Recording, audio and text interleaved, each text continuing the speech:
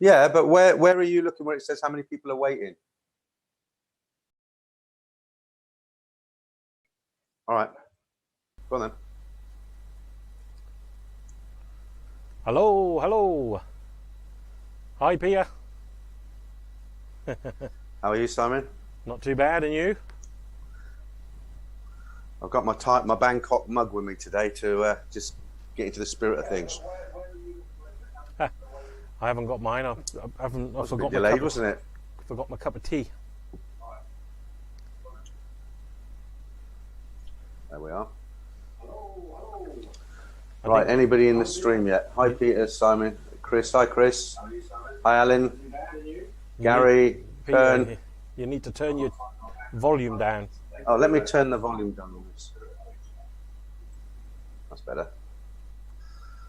How's the weather in Bangkok? Yeah, nice, nice. I think today was about 32 degrees as normal. Have you been down to Hua Hin lately? No, I haven't. I haven't been down there for a long time. I'm missing going down there. Yeah, I miss Hua Hin. But I mean, what do you reckon? Someone was asking me the other day, what's the best place, Pattaya or Hua Hin? What's your opinion? I'd say 20 years ago, definitely Pattaya, but now being 60, definitely Hua Hin. It depends what you're into, doesn't it? I mean, if you're going to Thailand and you're sort of 30 years old and you're going purely to party, then obviously it's got to be Pattaya, hasn't it? Because it's non-stop. If you're sort of getting on a little bit and you want a little bit of that, but a little bit more comfort, nice beaches, that sort of thing, then yeah, I think Hua Hin. What about you? Yeah, no, I think Hua Hin definitely. I mean, I used to go to Pattaya a long time ago, but yeah, Hua Hin now I think is the best place for me. I like to go down there. It's more family orientated and it's improving a lot. But just say hello to a couple of people. It is improving, yeah. Hi to Robin. I love this name, Robin the Chosen One. Hi, The Endless Voyage. Marco, hi, Gary. We've done the others, haven't we? Lomit, is it? Hello. Karim. Right. Okay, so about Highway when was Star, the last time you were in Pattaya? I was just looking, sorry. Highway Star, Timmy, you pair of jokers swapping sides, eh? Not sure what that is. What does he mean by that? I don't know. Maybe we're on different sides of the video, are we? Oh, maybe the screen has changed. Well, I'm in Pattaya right now. Just can you see at my window at the back? Oh yeah, yeah. You must be in the penthouse. I wish. In the penthouse, yeah. So what is that? Yeah, when was the last time you were in? Pardon? What is that behind you there? Is that big building? It's Pattaya. It's a photograph of Pattaya. Yeah, is that the Hard Rock Hotel? No, that big building. No idea. It's very small on here because I've got you on the other screen. Oh, yeah. Gary Russell, I like udon.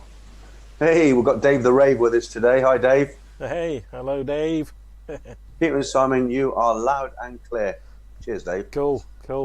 Well, that's it. This is again our first real attempt at going live again and seeing if we can tweak out all the bugs. We actually planned to come on with each other at 11:30, talk about what we were going to talk about, and we just had so many technical issues. It was it 29 seconds before we went live where we finally got it figured out. We don't know what we're going to talk about, so we'll just see how it goes. Nothing like cutting it fine. Hi to the Sofa Surfer. How are you doing? Yeah, so Pattaya, when was the last time you were there? Well, for me, I think now must have been, I don't know, 2.5, 3 years ago now. I haven't been down there at all. I was there last October. It's really changed a lot. It's the second row. There never used to be anything on the right, did it? All them soys now. They're all full of bars, pool club, snooker, all that sort of thing. Yeah. It's just full on now. I think it's because it's on the internet. Everybody's heard about it, and it's Yeah. I went down to Hua We Hin got. Did you see that? What's that? No, go on. Hi, Chris.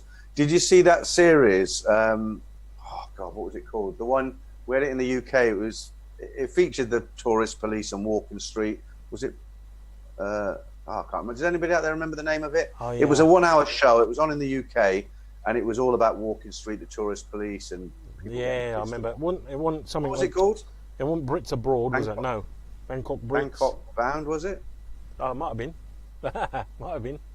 Yeah. But anyway, the reason I'm mentioning it is because in that program they said Walking Street, you know, when everything's normal, gets like 10,000 people a day or a night walk down there. That's a lot of people. Oh yeah. Yeah. Thing is, it's changing so much. So how about you? When was the last time I saw one of your videos? You were in Hua Hin last time. How long ago was that now? Well, I was with you. Do you remember? You're getting old. Your memory's going. Well, you came later on, if you remember. That must have been nearly a year ago now, right? Must have been a year. That's the time when we were staying in the Nirawan Hotel, and I thought they were coming through the wall with drills in the morning. Do you remember? Then I found that hotel that we thought was a block of apartments called the one at the end of Soy 94. I'm losing my... The Narawan? I can't remember what it's called. No, the Narawan's before the railway tracks. Uh-huh. The one right at the end. Oh, the... It's got a weird name. Let me see if... I've got it on the Ideal video or here, something like that, wasn't it? Yeah. But that was the time you'd gone back to Bangkok and I stayed in for him by myself for nearly a month. And one morning they're just drilling through the wall next to me. I thought they were going to come through the wall, and I moved down to that hotel. Yeah. And I'm trying to think the name of it. It's got a really weird name. Yeah. Initial Hotel. That's it. Oh yeah.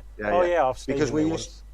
When we used to drink around the corner from Soy 94, we thought that was a block of apartments, didn't we? Yeah. Yeah, that's not bad there. The rooms aren't bad. Right, Dave the Rave. Bar bosses tell me Bangkok guys are travelling down to Pattaya. They're set for a good weekend. All right, Dave, don't rub salt into our wounds. Nino, I would like to move to Thailand at the end of the year. I'm confident the situation will improve and that I'll be able to find a job. Okay, good subject. That's what I wanted to talk to you about. Somebody was asking me the other day, how do they go about finding a job in Thailand? I don't think they quite understood the rules. I mean, you can't just go to Thailand and get a job like that, can you? You've got to have like a skill. Yeah. And it's getting a lot harder now. I mean, one thing is that if you do come to Thailand, there's not that many companies that are going to hire expats. I mean, obviously there are some of the big organisations have expats based here. But if you're hoping to come and just find a job, very difficult. Obviously, a lot of people come here and do teaching, but again now they're getting stricter with teaching. You got to have a degree, or they. Isn't that after 2 years though? How do you mean? Don't you get to have two? Don't you get to be a teacher for 2 years and then you have to take some exams and? Don't think so. I mean now I mean there are schools that employ people without degrees, but most of the bigger schools, they want a degree. They want your normal teaching certificates. And then if you do come here and want to set up a business or work, then there's all the rigmarole of work permits, and so you're not officially... You run your own business, so... Yeah, well, that's it. You're not officially allowed to do anything, not even collect glasses, volunteer work, unless you've got a work permit. And, yes, you can work here, and there's a lot of people who work here without work permits, but, some people, every now and again, they'll have a crackdown. I think a couple of years ago, they cracked down on the dive schools. Then not so long ago... They got foreigners. The police use foreigners to catch other foreigners, don't they? Just cutting really quickly, Simon. Just want to say hello to a couple of people. We've got Kevin Meadows with us today. I don't know if you... Hey! Maybe I won't... Hi, Kev. Hi, Kevin. Yeah, Kevin is a really good friend of ours. He used to be in Thailand when we were there originally, hanging out in the bars, and... I better not say too much. I don't want to get him into trouble. Who else we got? We'll have to get Kev on a live stream. And Dave the Rave. We'll have to get them both in, yeah. We've got Ian Farley. Good afternoon from a very murky Middlesbrough. It's the same where I am. So you can't... It's very hard to get a job. I mean, the reason I was able to work in Thailand, because obviously I was with an international hotel chain, and they placed us in the hotel. They had agreements with Thailand, so it was quite easy. To actually just go there and become... You can't just go to Thailand and become a plumber or an electrician or you have to be employed maybe by a hotel, or you can start your own business. Yeah. But you can't... They've got very tight restrictions on, protecting their citizens and just protecting their own country. Like I say, you can't just hop on a plane as a skilled electrician and set up your own business. It's not allowed, and you would get caught as well. And another thing that a lot of people get caught at now, there's a lot of people go on tourist visas, get them extended, and they work kind of on the quiet. And in the old days, you might have got away with that for quite a long time. I know people who work for years on tourist visas, but now, most people get caught, don't they, Simon? Yeah, that's it. And it's just, it's just not worth the risk. It's as more and more people come here and start working, and obviously you get that jealousy fact maybe sometimes. So, I mean, better to come here and do it legally. But again, it's not saying the positive side. I mean, it's actually, if you do come to Thailand and you open your own business, then it's great. You can open your business. Everything is against you, though, isn't it? Well, it's it's hard enough to open a business anyway, but in a country where you don't speak the language, I know you do now. But you've got a lot. I don't want to get into it too much, but you know what I mean. I mean, it's not. There's a lot of. Right. So I definitely much prefer to be in Thailand than we're in the UK at the moment. Just there's a guy on here calls himself RM. I trade stocks online. I'm in my condo. No one knows. Excellent. Okay, so yeah, I mean, if you're trading online, then yeah. Well, this is the thing. I mean, just on that. I mean, this is the thing. Thailand now is becoming a huge hub for digital nomads. Chiang-Mai is a huge Chiang-Mai, yeah.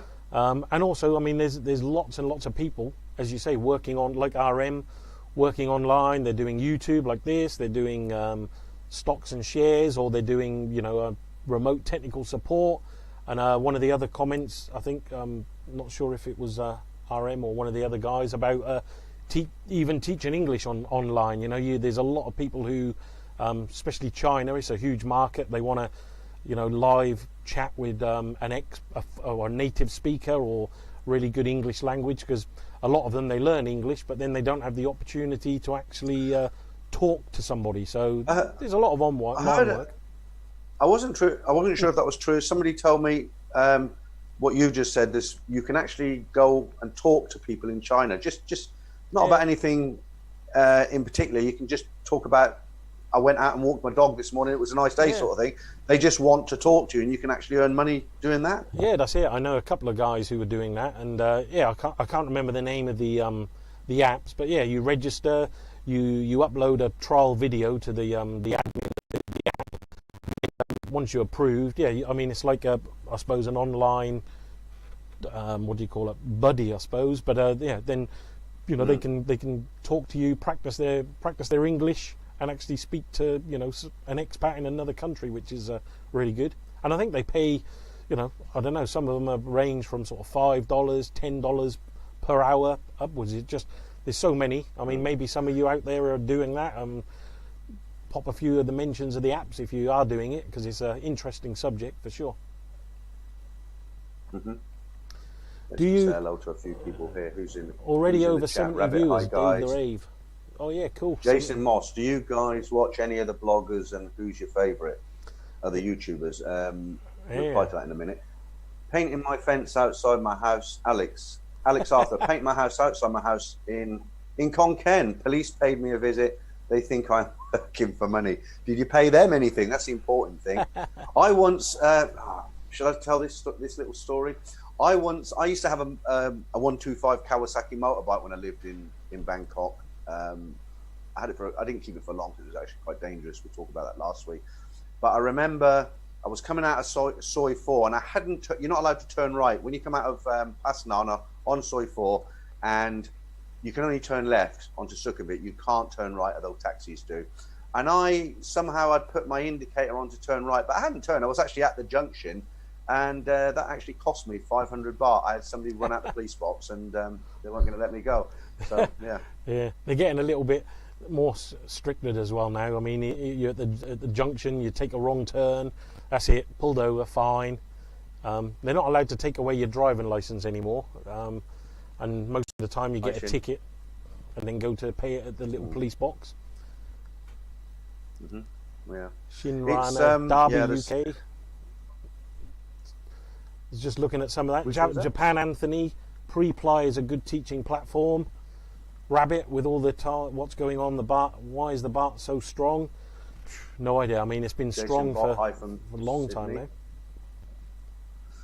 Yeah, did you, on a totally different subject now, did you, I watched a video yesterday, a guy, I think his name is John in Norway, if you're watching John, hi. He sent me this video and I can't remember who made the video. I haven't forgotten the question about favourite bloggers in Thailand, I'll come back to that.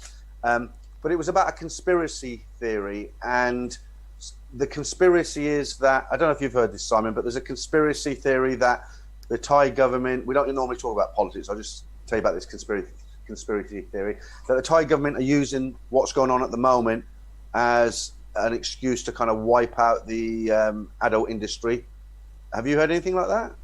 No, haven't heard anything like that. But have any of you guys heard anything like that? I think change the subject. Stay away from politics. Okay. and more. And adults.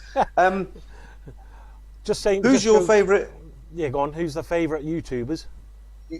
Yeah, somebody was asking. I forgot the name. Sorry. I think, somebody was saying, "Do you guys watch other YouTubers?" Yeah, there's some really good ones in Thailand now. I mean, well, there's loads, but I mean, the ones I'm sort of normally watching at the moment, you've got obviously Johnny down in Hua Hin. I think Johnny, there's something happening. Met up with him a few times down there, and he's a great guy. Who else? Chris from Retired Working for You. You've got CB Media. He's doing some good stuff. Who else is there? The one you always mentioned to me. Is it Ed Sweeney? Is it? Ed Sweeney. Yeah, I like Ed. Ed is a sort of guy who you can just imagine you're in the pub having a beer with him. It's that kind of live stream. Yeah. I'm sure most people, watch this. Watch very similar. There's the other chap. What's his name? Simon, the one from Land of Smiles. Cool. I'm just trying to think. Who else? If anybody else, Esquire in Asia. There you go. That's another one. That's a really good one. I've never seen that one. Yeah, I like the guy. Thai guy and his wife. I think is his wife. But yeah, that's a good channel. I don't watch it so much now, but there's a guy. I think it's called Retirement Thailand, or he's a really laid-back guy. He's an older guy. He's got a Thai wife or girlfriend, and his channel is all. If anybody out there is watching this, you remember the name of the channel. He talks about all things for guys who are retiring. He calls his members area the Ripper area, and I wish I could remember his name, but he's very, very good. He's very laid back. He doesn't speak politics.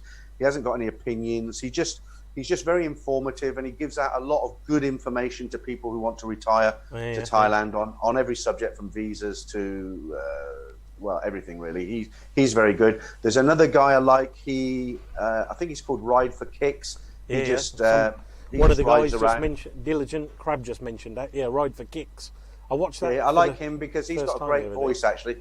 I watched that for the first time the other day. So yeah, it's quite good. That's the sort of channel I could have on in the background because he's got a great voice and he's not overbearing and it's just a nice channel. And the other one I like is what's his name? He's ex-military guy. I've mentioned him before. He's I can't remember the name of the channel, but No Time to Be Sad. That's it. He's not into the bars, girls, anything like that. He's totally. He lives in a Thai environment with his family and everything. Thai wife, and he actually met his Thai wife in America in a restaurant, which was quite interesting. But he's into his bike riding, and he's not walking down Sukhumvit pointing his camera at restaurants, and he's something different. There's some good YouTube. And then what's the I think the number one who's based in Thailand is what's the chap Martin Wines, who does all the food reviews. He's got millions of subscribers. He's Thai but American, isn't he? Yeah. And he's always smiling. Foreigner Joe. He'll go into a restaurant. He'll try some food, and it's like the best meal he's ever had every time, isn't it? Yeah, so there's a lot. Obviously, a lot of you out there watching, they're very similar. So yeah, it's good. I mean, that's the great thing. There's lots of new channels popping up in Thailand, and some, and they're getting better and better. I don't know if you've seen some of the the channels that have been around for a while, but obviously they're getting better at the editing and what they're doing.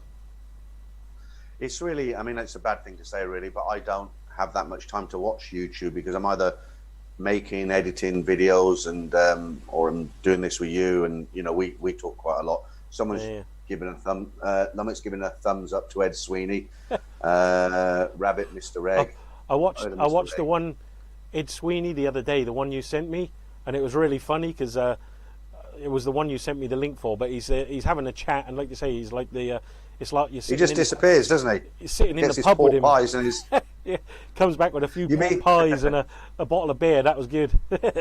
Rubbing it in. If you ever watch Ed Sweeney's live stream, he'll be sitting there talking to you like this, and all of a sudden he'll say, "Hang on a minute, I'll be back in a minute." He just disappears, and he'll come back with a plate with pickled onions, pork pies, and a bottle of beer, and he'll get on with that, and you have to wait for him to eat his pork pie. But he's a nice guy, and it's a very casual channel. I watch it quite regularly, so quite recommended. Well, that's it. Yeah. So lots of good channels to watch. So if you're not in Thailand and you're missing the place, then now you've got lots of options. And obviously Thailand bound. And don't forget the new channel, Thailand Bound. Did you tell people about that? Did you tell people about that already or not? Yeah. Well, I haven't told them, but there is a link in the description down below. So if you Don't forget to visit the new channel. Sign up for the new channel. We decided to put this. We were going to put it on the new channel this week, but we decided to put it on this channel. But definitely from next week, this live stream is going to go out on our new channel, which is Thailand Bound 2021. Simon thought of that.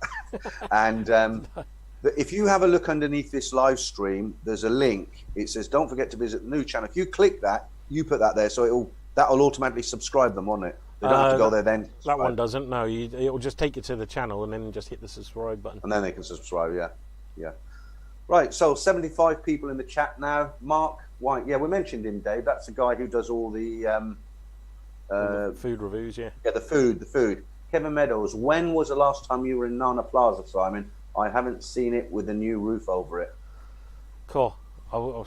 Must have been over a year ago, but yeah. I mean, to be honest, I think. Did it have the roof on when I went last time? I can't remember. Maybe I didn't years notice, now. But yeah, it must have done. But yeah, they've really done it up. I think in the middle, they've changed it. I mean, you probably went there after me because you normally stay in Soi 4, right? So you always pass it. Yeah.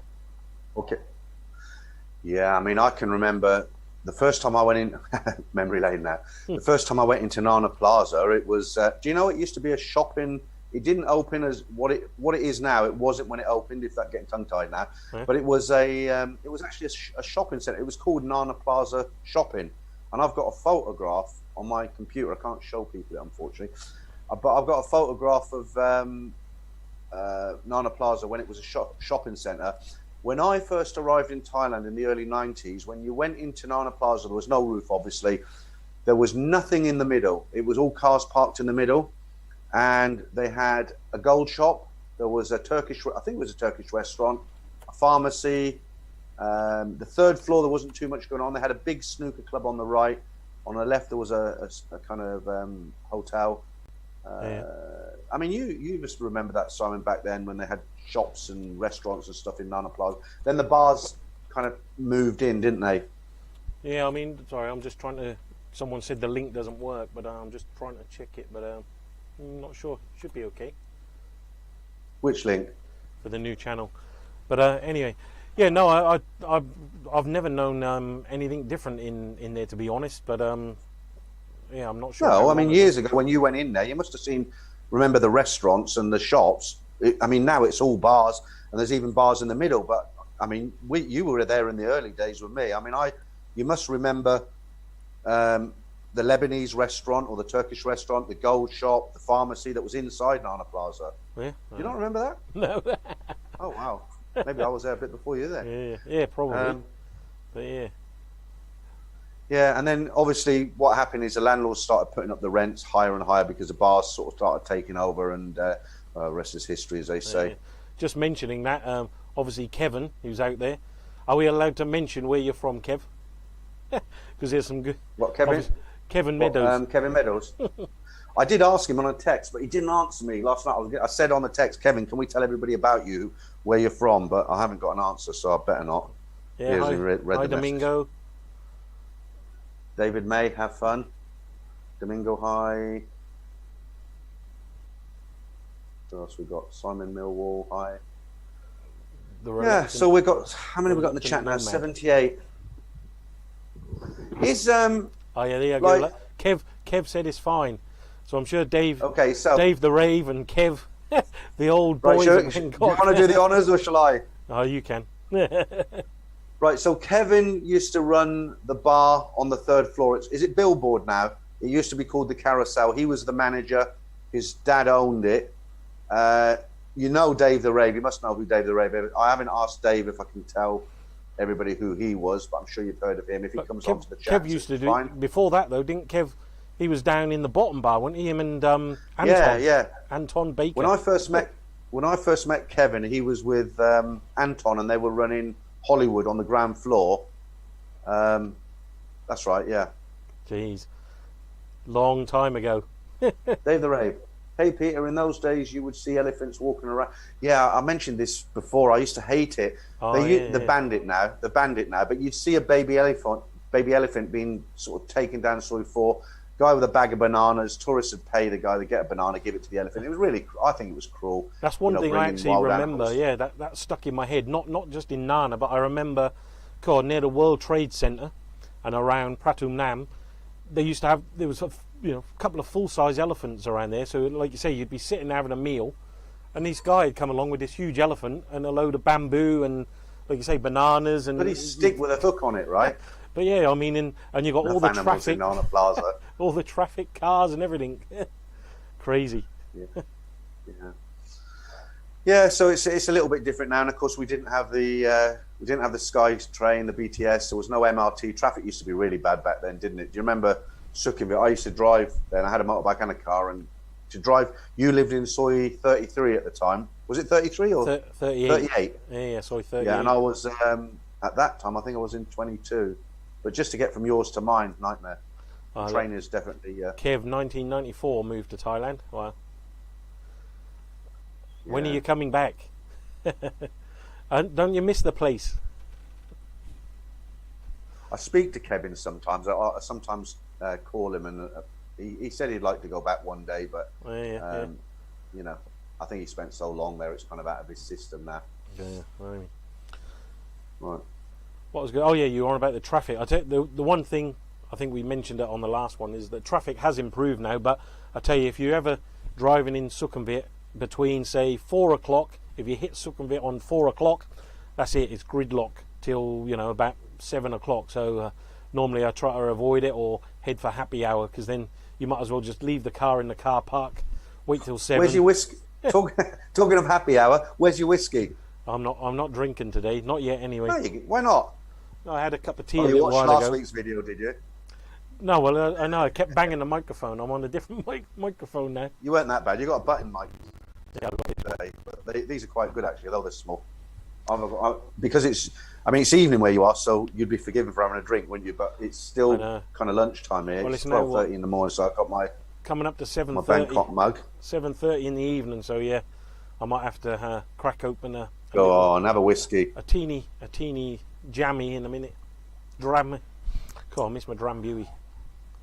Diligent crab. Apparent Drambuie, did you say? Yeah. Go on. I love my Drambuie. Diligent crab. Apparently, the new pedestrian crossings and patio are actually being used correctly. Actual video of people stopping for pedestrians. Yeah, that's something else I could never get used to in Thailand. Two things. Ambulances. In the UK, if you hear an ambulance, you pull over, don't you? People don't in Thailand. And pedestrian crossings. I remember this is the last trip I was there. I was heading to Patpong. The taxi dropped me in Sealam on the other side, and I had to cross the road, and there was a zebra crossing there, or a pedestrian crossing. And I was halfway, and this car came screaming at me, and I just froze like a rabbit in the headlights, but they don't stop. They don't stop as a rule. That's so the if thing. They're starting to do that in Pattaya now. That's good. If you're used to a pedestrian crossing like from the UK, you step out and everyone screeches to a halt. If you get that into the habit, and then you do try to do that in Thailand, you'll be a mascot on the front of the car. Yeah, for sure. RM says definitely more junk food means the girls are much fatter than they used to be. I won't comment on that one. I'm having to approve these messages from RM because they kind of hold. YouTube's putting them on hold. Yeah. It's a real pity how slim Thai girls are now the exception, not the rule. They have adopted our diet and our waistline. I was just going on about when you were talking about Pattaya there and the pedestrian crossings. I saw on the news the other day. I think they've refurbished all the seafront. You know, I think they've redone all the road and they've done up Walking Street. Have they? They've done quite a lot. They of said they were going to improvements. turn. They said they were going to turn Pattaya into a world-class family tourist destination. Can you see that happening? Yeah. You can. Say what? They said that. Hello. They said that they were going to turn Pattaya into a world-class tourist destination. Yeah. All right, I haven't. No, I haven't seen. Okay, David. Sorry, David May. I was in Pattaya. The brains 1984. were- I blame Alan Wicker. Alan Wicker. There's a blast from the past. I used to like Alan Wicker. Did you watch Alan Wicker, or did you, Simon, or was that a bit before your time? I'm too young for that. Was he? He was a typical English stereotype. He wore a suit, tie, and he travelled all over the world. And it was like I think it was the late 70s, early 80s. He was about, Yeah. and he had this travel show for about an hour every Sunday, and people would be glued to it. We'd never seen anything like it. But it don't matter where he was. If he'd be in the middle of a tropical jungle, typical Brit, he'd have his tie and suit on. He wouldn't loosen his collar. But I suppose it's changed now. Yeah, no, I haven't seen. Dave the Ray first went. Dave the Ray first went to Thailand as a Thai boxer. Dave the Ray. Yeah, you went. I don't know if people know that Dave was into his boxing, and he originally went out to Thailand to take part. Well, he was at a boxing school. Oh yeah, well, I can't remember where. You tell me. I think then I did moved to see. Bangkok in 1998. I did see some of the pictures I did see some of the pictures he posted. I think on his Facebook or I think it was his Facebook. Yeah. So I didn't realise, Dave, you were a boxer back then. But yeah, I mean that's a huge attraction for Thailand. Obviously, there's it's got a huge following for Thai boxers. A lot of now with UFC and all the rest of it, you get a lot of obviously the people coming over to train here, and they've done a really big, massive stadium now. It's been there quite a few years now, I think, near Pattaya. But some of the online fights you see there is a huge, new modern. Do you remember facility. the bar we used to go? The bar we went into in the end of Patpong, where they'd change it into a boxing stadium within like a couple of minutes. What was the name of that place? Oh, really? That's Good how they did it. Pink Panther. Yeah. Yeah. But I remember, Pink Panther? I remember years and years ago when I used to work at the Montian Hotel, which is just opposite Patpong on Surawong. I remember I think on the left there used to be, I think it was the Blue Sky Bar, but that was a huge Thai boxing bar. And then What year did you actually get to Thailand then? Because you worked on a cruise ship, didn't you, before that? Yeah. Well, I think the first time I went, I mean, obviously I met my wife on the cruise ship, and then I think it was 1990, when we first went to Thailand. So moved there in 1990. At the same time, yeah. And then stayed there, and obviously. Do you remember? Do you remember when I'd not been to Bangkok, or had I? No, I was working in Khon Kaen, and I came down to see, because you were working in Khon Kaen for a while. Then you went to Bangkok, and we were working for separate companies. And you said to me, "Why don't you come down to Bangkok and I'll show you around, have a few drinks and everything." I came down. We went out, got totally drunk, and at the end of the night, I was hot, I was sweaty, I was feeling like vomiting. I mean, I felt awful, and I said, "Look, I've got to go back to the hotel. I feel bad." And you said, "No, let's go for one more. I'll take you somewhere." And I said, "Well, make it quiet, somewhere we can sit down." And where did you take me? Do you remember? I can't remember, probably somewhere like Therme. Therme Cafe at 4:00 in the morning, absolutely packed with about 500 people in it. I thought I'd gone to hell. Those were the days. Yeah, used to be Party City. Now a lot of places close early, and so it's but still a great place to party. Therme, I mean, to anybody who's only been going to Thailand for a while, the bars, they used to stay up literally all night. I've come out of Therme at 6:00 in the morning, stood on the steps, and Thai's gone to work and looking at me like I've just come from the moon. I think it's better that they do close now, though, because what you tended to do in those days was you didn't go out till close to midnight, and you were out all night. Well, of course, it messed your day up, but because generally the bars are closing at 2 now, you tend to go out earlier, don't you? Like if I meet you at Stumble, for instance, we'll meet 5:30, won't we? Yeah. 6:00, something like that. Yeah. So I was just looking at some of the other comments there. Look, Jeff Ives, Alan Wicker was 1960s to 70s, a blast from the past. Highway star. Dave was a world champion, so I believe. Wow. QE2 went to Pattaya. That was when Alan Wicker went there. Wow. Aston Martin, like that. Kevin, yeah, walking through the toilet to get into Therme. Yeah. Yeah, and they'd be cooking next to the toilet, wouldn't they? Yeah. And customers are coming in the back door. And then what was that other one just there from Thai. Aston Martin, Thai roundabouts. Oh yeah, oh that's a classic. That is the Thai roundabout. I mean, they're being from the UK. It's like Thailand drives on the same side of the road or left hand side, same as the UK. And of course, in the UK, traffic, you come up to a roundabout and you give way to the right. That's the rule, isn't it? So, but in Thailand, apparently that's not the rule. In Thailand, the people on the roundabout have to give way to those coming onto the roundabout. So, if you... Oh, really? Yeah. I mean, that's what... So they stop on the roundabout? Yeah, apparently. I mean, I still try to follow the UK one, but, yeah, I mean, people come on the roundabout and people brake and just let them on, but, they are a nightmare. Apparently, roundabouts are becoming quite popular in America now because historically they've always had junctions with traffic lights, but a lot of people don't like roundabouts. But they've done surveys and they were saying with the roundabouts the traffic improves by another 20%, the flow of the traffic. Yeah. Obviously not in Thailand. That's it. It's definitely taking your life into your own hands driving in Thailand. Free for all.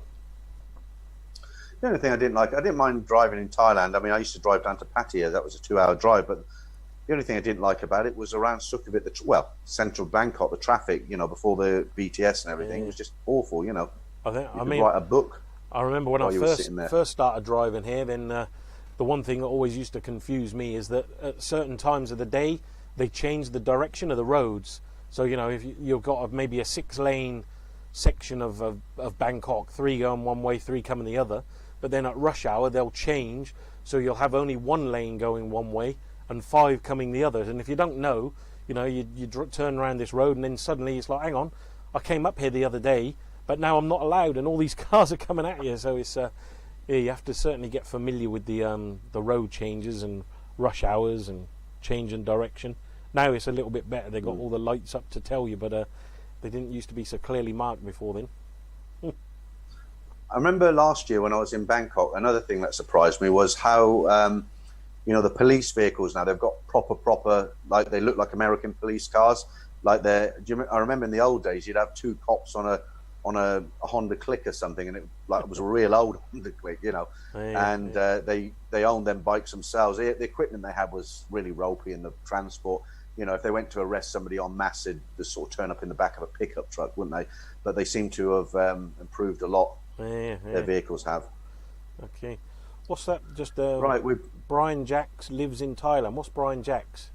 What's that one? I think he's something to do with Dave's. Kevin did say. Brian Jacks Superstars. Yeah. What's that? Dave the Red. We went to Nana Disco, then Therme, the only bar club where you would walk through the toilet possibly in the world. Yeah. I mean, to anybody who's never been to Therme or haven't been to Therme a long time ago, it was they had a back door then. I don't know if they still got one. I don't go there now, but you'd be standing going to the toilet, and you'd have all the public coming into Therme right past you. There'd be a kitchen within a hand's just here, I think it was, wasn't it? And they'd be frying up in the wok. And hygiene wasn't kind of like number one on the menu there, was it?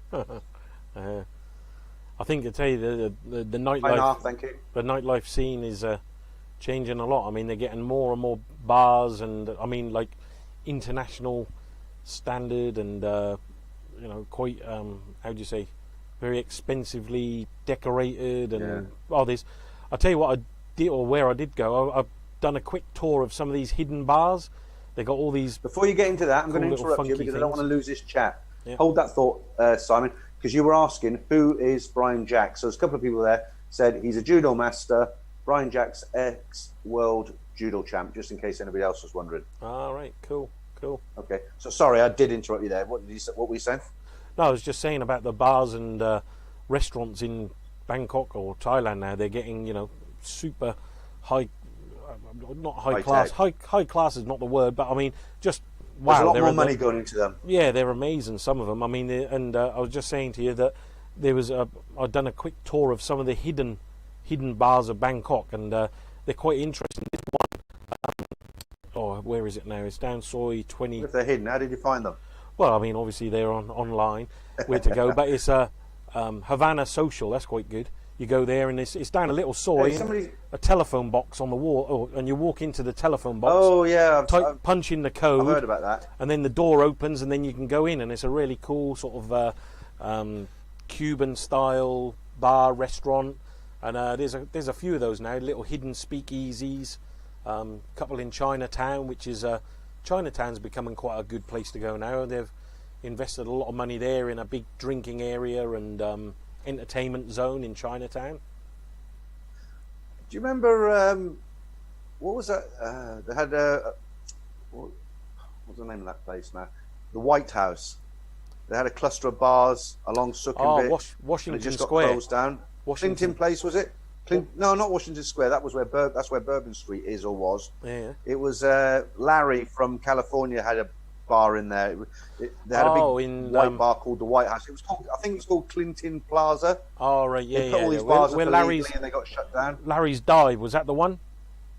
Larry's Dive was on the corner. No, you're thinking of Soy 22. Oh yeah. Larry's Dive was on Soy. I used to live opposite Larry's Dive. Do you remember? Yeah, when you went into Soy 22 from Sukhumvit, they've now got a Holiday Inn on the left, but they didn't back then. You go down, you had Larry's Drive on the right, didn't you? Yeah. And then opposite that was a small apartment building. We lived there. I think you visited us there. Yeah, I did. Yeah. And it's a coach car park. It's all been knocked down now. Yeah. I was just looking there from Rabbit. Any cigar bars in Bangkok? Yeah, there's quite a few now. I don't know all of them. There's, haven't they? Whiskers is quite a nice one. That's on Soy 23. It's like a craft beer plus a cigar lounge. You got another one. Where's the other one? You got one on Ceylon, I think, just near the Holiday Inn.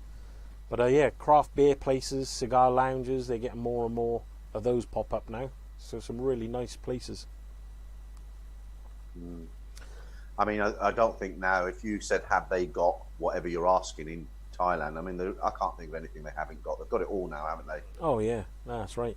And the good thing is, I don't know about you, but I mean, obviously you're in England or wherever you know, and you can get access to things. But the one thing I miss in Thailand is, you know, what I used to miss was a lot of the English food. You know, missing your, I don't know, Tetley tea bags or your Marmite and you know, your pies and all that. But now you've even got, you know, all of them. There's some great places you can get, you know, Western foods. There's loads of expats who have opened bakeries here and what do you call it? Fresh the meat, you know, all your normal Cumberland sausages and all that. The what? Bread was always difficult to get really good fresh bread, but you can get it now, can't you? Lots of places. Yeah. There's some really nice. I mean, it's like anything. if you're living in central Bangkok, there's loads of really nice bakeries, and you know, you're right in the heart. And the great thing with all grab taxi and all of this is, you just place your order, and within, you know, half an hour it'll be there. Or if you want freshly baked quicker bread, than England. Yeah, freshly baked bread. I mean, I order one. It's called I think their Facebook is Tasty Bread or something like that. But I order that on a Saturday, and then normally Sunday morning turns up sourdough or freshly baked bread in the morning. Yeah. So yeah, what was there? Some more of the comments there. Jimmy White. Oh yeah, he's obviously spends a lot of time in Thailand. I've seen him down in Hoi Hin quite a few times, and obviously Pattaya. Who's that? The Jimmy White, the snooker player. Yeah. Yeah, I met. Well, I didn't meet him. I was in a bar in Pattaya, and it wasn't Jimmy White. Who was it? Name some snooker players, older ones. Famous one. What was his name? He does a commentary now. No idea. But what was the one who looked like Dracula? Anyway. The guy who looked like Dracula, and then something Davis. Looked like Dracula. Something Raven. No, not with a hair. That's it. Yeah, what was his name? Anyway, that I forget the name of the soy. Just when you're going down the beach road, you got Walking Street there. The last soy on the left, you got a few go-go bars there. And I was in one in the afternoon, and he walked in and basically sat there. Steve Davis. You got it? Yeah, sorry, no. Kevin. That's it. Kevin Thanks, just Kevin. said yes. Yeah, because Davis. Kevin and I have had this conversation. I was with Dodgy Simon, the other, not you, another one. We actually sat there, and he walked in and basically sat there and, you know, yeah, had a beer, as it were. Yeah, who else was there? Hurricane Higgins, Steve Davis. Jimmy White. Steve Coppell used to visit Pattaya. Ray Reardon. That's Ray it. Reardon? Ray Reardon, that's the one. It looks like Dracula. That was Used to have the black hair and a colourful waistcoat. That's it. I didn't know you knew him. He's just gone back a while, that is. I used to heard watch Susie Sunday Cottrell nights. lives in Pattaya. Have you heard any? Rabbit says he's heard Susie Quattrell lives in Pattaya. Oh, really? She's still alive? Wow, I didn't know that. Must be getting on a bit. She actually played, I think Have she's you met? done a concert in King's Lynn. Is that they do a big festival there. She was one of the headliners. Right, let's talk about famous people you've met in Thailand. Have you met any? And who? Me, who have I met? I've only not really met as such. Who did I meet? Jean-Claude Van Damme. Met him one time. Funny enough, just walking down Pat Pong. Who else? Who was that? Sorry. Jean-Claude Van Damme. He's a little martial arts guy. Oh, yeah, I know who he is. Yeah, yeah. Well, he's not little. Yeah, apparently Andy Essex says Susie Quattrell has a YouTube channel has YouTube videos about Pattaya. So yeah, I guess she must live in Pattaya then. Oh, she's wow. making videos. Have to look for that. Wasn't really a fan of hers. Yeah. I was just trying to think of that. I was in one of the big bars on the second floor. I can't remember now. It was years ago in Nana, and one of the boy bands who they're not so famous now, but in the 90s, one of the big boy bands, I can't remember the name of them, and they walked into this bar, and the girls, I mean, you know, you had to put your fingers in your ears. The girls were screaming at them, you know. Yeah. I was just looking at some of the other ones. I saw Leo Sayer in Angel Witch. Oh, really? I didn't. Highway Star Timmy saw. Simon Last, Mickey Pearce from Only Fools and Horses. Dave the Rave met loads, yeah. Used to. Who have you met then, Dave, in the bars? Eric Bristow. Oh, yeah. She lives in Soy Devil, Gate Drive. I am on tilt. How about you then? You must have. Did you meet anyone while you were working in the hotels and stuff, or not? Yeah. We had people. Probably so long ago. Just Bonnie Tyler. Does she count? Bonnie Tyler. She stayed in. Yeah, she was in one of the hotels I was working. She came. She was with her drummer. Nightmare. Banana Rama. Do you remember them? Oh yeah. Yeah, you get people. I mean, Thailand's a great place. I mean, you get people filter through, don't you? You might not see them walking down Sukhumvit, but you know. That was one of the things we were going to mention, wasn't it? About, or maybe not this one, but another time, was about all these films that they're making in Bangkok now.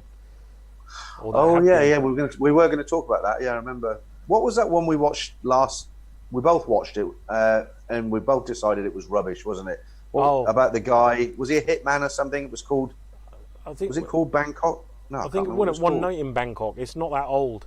One Night in Bangkok, yeah. Terrible film. Oh yeah, that was about. I think it's a Japanese guy who comes to take revenge, and he goes around killing everybody. Yeah, and then you had the one with Nicolas Cage. What was that one? Do you remember? I think that wasn't that called the same title. One Night in Bangkok, original title. I'll tell you that. Keep talking. I'll tell you in a second. I'll tell you what is a good one. Have you seen that one about the Muay Thai fighter who got put in prison? Yeah, A Prayer Before Dawn. That's it. Yeah, that was a good really film. Good that one. You like that, Dave? Bangkok Dangerous, Robin the Chosen One. Yeah, thanks for that. Is that the The Beach as well? Do you remember that? That was an awful film, wasn't it? Leo DiCaprio. Yeah. Remember that one? Yeah, that wasn't too bad. I didn't mind that. I mean, it was all right. It was. Another good one is Paradise. Is it Return to Paradise or Paradise Lost? About the three mates who all went they finished college, all went to Thailand for a holiday, and then one of them threw a bike away in the woods that they hired, and the other two went home, and then the actual owner of the bike shop came, and he was left there on his own, and while he was there they discovered some weed on him, and then he got put in prison, and he spent something like 20 years or whatever in the Thai prison, or 10 or whatever, however many years, and then he had to appeal for his mates to come back and take the fall with him, otherwise they were going to execute him. But that was a really good film. We'll have to review. We'll have to look at all the films made in Thailand. I just had a quick look on the internet there while you were talking. I only came up with the ones we've already mentioned. Yeah, James Bond. Yeah, some of them filmed in Thailand. Yeah. James Bond Island down in Phuket. Dave the Rave, I put on a Dream On strip show for Steve Tyler, Aerosmith, in Angel Witch. He loved it. Wow. Man with a Golden Gun. Kevin Meadows, you've been stripping again, Dave. Yeah. I'll tell you what, Dave could tell you some stories because if you don't know Dave, he's managed probably half the bars in Nana. He's met all sorts of characters, good and bad. I speak to Dave. He lives about probably half an hour from where I live, and he'll tell you stories that your hair would make your hair fall out. He's got some good stories. Andy Essex, the man with the golden gun. Yeah. Shin, Rush Hour, filmed in Bangkok. I don't think I've seen Rush Hour. Did you? Yeah, Rush Hour. That was Eddie Murphy, wasn't it? Was it? Yeah, in Rush Hour with what's his name, Jackie Chan and the other comedian. Oh yeah. The Hangover, yeah, that's a Simon Last. The Hangover, yeah. That was some of that was. What was the film where they used Tilak Bar? Yeah, that was it. I think Hangover. Was that the Hangover 3? Yeah, one of them. And then the one where they were at the top of the Labua State Tower. You know, the open bar. That's quite a nice. Have you ever been there? The rooftop bar, yeah, in Labua State Tower. I haven't been there, no. Andy Essex, The Beach was an awful film, but it ruined Maya Bay. Okay. Actually, that's when we were talking earlier about the bars, that's the other thing. The rooftop bars in Bangkok now. There's some really, really smart rooftop bars. There's more and more of them now. Yeah. Have to do a tour of them. There won't be many of them open at the moment, unfortunately. No, that's it. What's it? You don't get into town very often because where you live. We've had this discussion already about where you live and everything, and it's real nice. But you don't often, especially now, you don't go along to Sukhumvit. Often, I know you went and had a Guinness the other week in the Huntsman below the Landmark Hotel.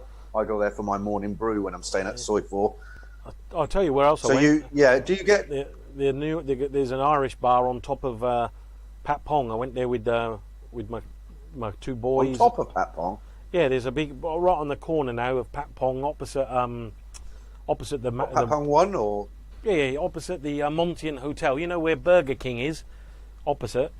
There's a big Irish pub on the corner now. I think it's called Shenanigans or something like that. But that's really nice. I went there with my two boys, and we had a afternoon there with pints. And if you're there on, I think, a Saturday, they have a free barbecue as well, which is really good.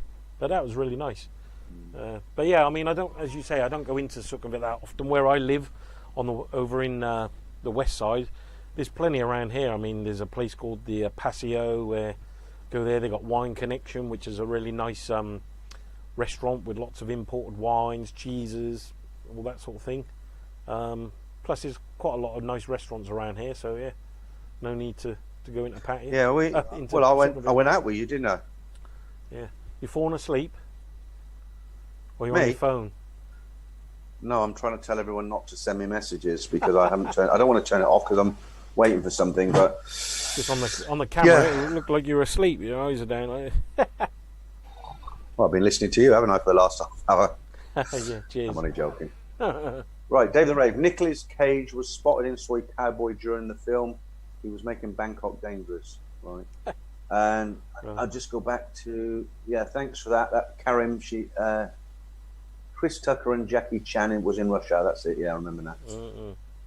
Recent series In the Flight Attendant for HBO. That's by Robin the Chosen One. Filmed in 2019. We got. Anybody else know any TV programs or films that were filmed in Bangkok or Thailand? Yeah. Can't think of any more. Let us know. Just a quick one there. Let Robin the Chosen One. What football teams do you guys support, and where are good spots to watch them? I mean, well, that's one thing you and I have got in common, isn't it? Well, yeah, not a great. We're not in. I mean, you won't meet many guys who are not. Yeah, don't follow football that much, but yeah, we're not into football. That's probably why we get on so well. But I don't know what it is. I was always the odd man out at school, and all the rest of it worked because obviously in the UK soccer is a big subject, and everybody used to go and watch a soccer match at the weekend when I was a kid. And I don't know what it was. I just couldn't get into it. I never liked it. I could watch when the World Cup was on and it was, it's getting towards the end. I can watch them sort of games, but generally the football, your regular football that you get in the week, just never did anything to me. I know it doesn't always make you the most popular person in the world, but I just haven't ever been able to get into football, and I think you're sort of similar, aren't you, Simon? Yeah, I think I've just been I used to always work on a Saturday, and and so I've very rarely got a chance to watch football. So yeah, I didn't really get. Yeah, but you've got a chance now, and you don't watch it, do you? Well, no, because I just was never into it back then. But I tell you, Thailand's crazy for football, and the English Premier League here is. I know. They love Man U, Liverpool, obviously Man City now. As soon as you get in a taxi, that's often one of the taxis. What team do you I used to like Liverpool, Man U, and I used to make it up. Yeah, but now I know. I mean, there's everywhere. Jeff. Wherever you go, you can watch them in all the pubs. You got all the expat bars. You got the Robin Hood. Where else? Cool. Yeah, there's loads now. I mean, all the Irish pubs, the English pubs. There's quite a lot of actually English pubs and Irish pubs around central Sukhumvit now. Well, the thing is, I mean, I never went to Thailand to hang out in Irish bars or English themed pubs. I mean, I can do that here. Why would I want to go to Thailand and do it? I know a lot of people will disagree with that, but I prefer to get into the whole Thai thing, as it were. And I do, but I used to like going into like Soi 4. You got Hanrahans and Checkers and a few of the other, because it's just nice, that little bit of home every now and again. You go sit there, have a pint of Guinness, or typical pie, chicken pie. Yeah, that's it. Some Delaney's used to be on Soi Convent. That was really good. Used to always go in there and have the Irish pie and Guinness pie and. Yeah. The one I did like, well, getting hungry now. I say like the one that I didn't mind going to, and I used to go with Kevin sometimes on a quiz night. I think it's gone now. It's around Soi. It's about halfway up Sukhumvit. Is it the Bull? Where on is the it? left at Sukhumvit. Oh yeah. When you go on famous English pub up, going along Sukhumvit from Soi 4, about halfway, well, more than halfway, around Villa area. We used to have an English pub there called the Bull, I think it was. I'm not sure. I know there's. Oh yeah, maybe. I know Checkers is right there. You just as halfway up. Yeah, I wasn't thinking. Yeah. But yeah, I can't remember. Kevin will know. There's a few now. There's Tremor 7 was filmed in Thailand, and somebody, let me get his name, because he brought up a good one, which I'm surprised we got. Let's have a look. Yeah, Jeff Ives, Bridge on the River Kwai. Of course. How could we forget that one? Oh, yeah. That's a classic. That was filmed. That was a classic. Anyone? Yeah, The Serpent. We talked about that last week, didn't we? Hard Tulip. Good name. An 8-part BBC drama series called The Serpent was filmed in Bangkok in 2020, based on a true story. It's about a gem con man that benefits backpackers. Yeah, we sort of talked about that last week, but I was quite surprised. I actually recommended that on one of my streams. I sort of said, if you haven't seen The Serpent, go and watch it. It's really good. Yeah. It's a little bit slow to get into. I had a few people write to me and say, it was a bit boring, the first sort of couple of episodes. But by the time you get to kind of episode 3 and 4, it really picks up. Yeah. And I enjoyed it. Did you? Yeah, I've been watching it. Well, it's still on. I mean, we're still watching it. I think it's only 8 series, though, wasn't there? I don't know. I think it's still going. The new one comes out every week. I just watched it, funny enough, about 2 days ago. So he's the one I'm up to now. He's just gone back to Paris. I think he has with his with the woman in it. But, have you not watched it all then? You've only watched, how many episodes have you watched? I think I've watched 8 episodes. It's up to about episode 8 now. Yeah, but there is only 8 episodes because it ends. Well, I won't tell you how it ends if you haven't watched it. I don't know. It depends. But that's why you didn't understand what I was talking about last week, because without giving it away to anybody who hasn't watched it, I said to you, I bet he was gutted. I mean, I bet he was really angry with himself for this decision he made towards the end. Oh yeah. But you won't know what that was because you haven't got to the end yet. Well, yeah, probably not then. That's why you were looking so. Where have you been watching it then? How have you come? How come you got to the end then? What are you watching it on? It's on BBC iPlayer. Ah, right, okay. All 8 episodes, and I did watch the first episode on YouTube, but then they took it off for some reason. Yeah.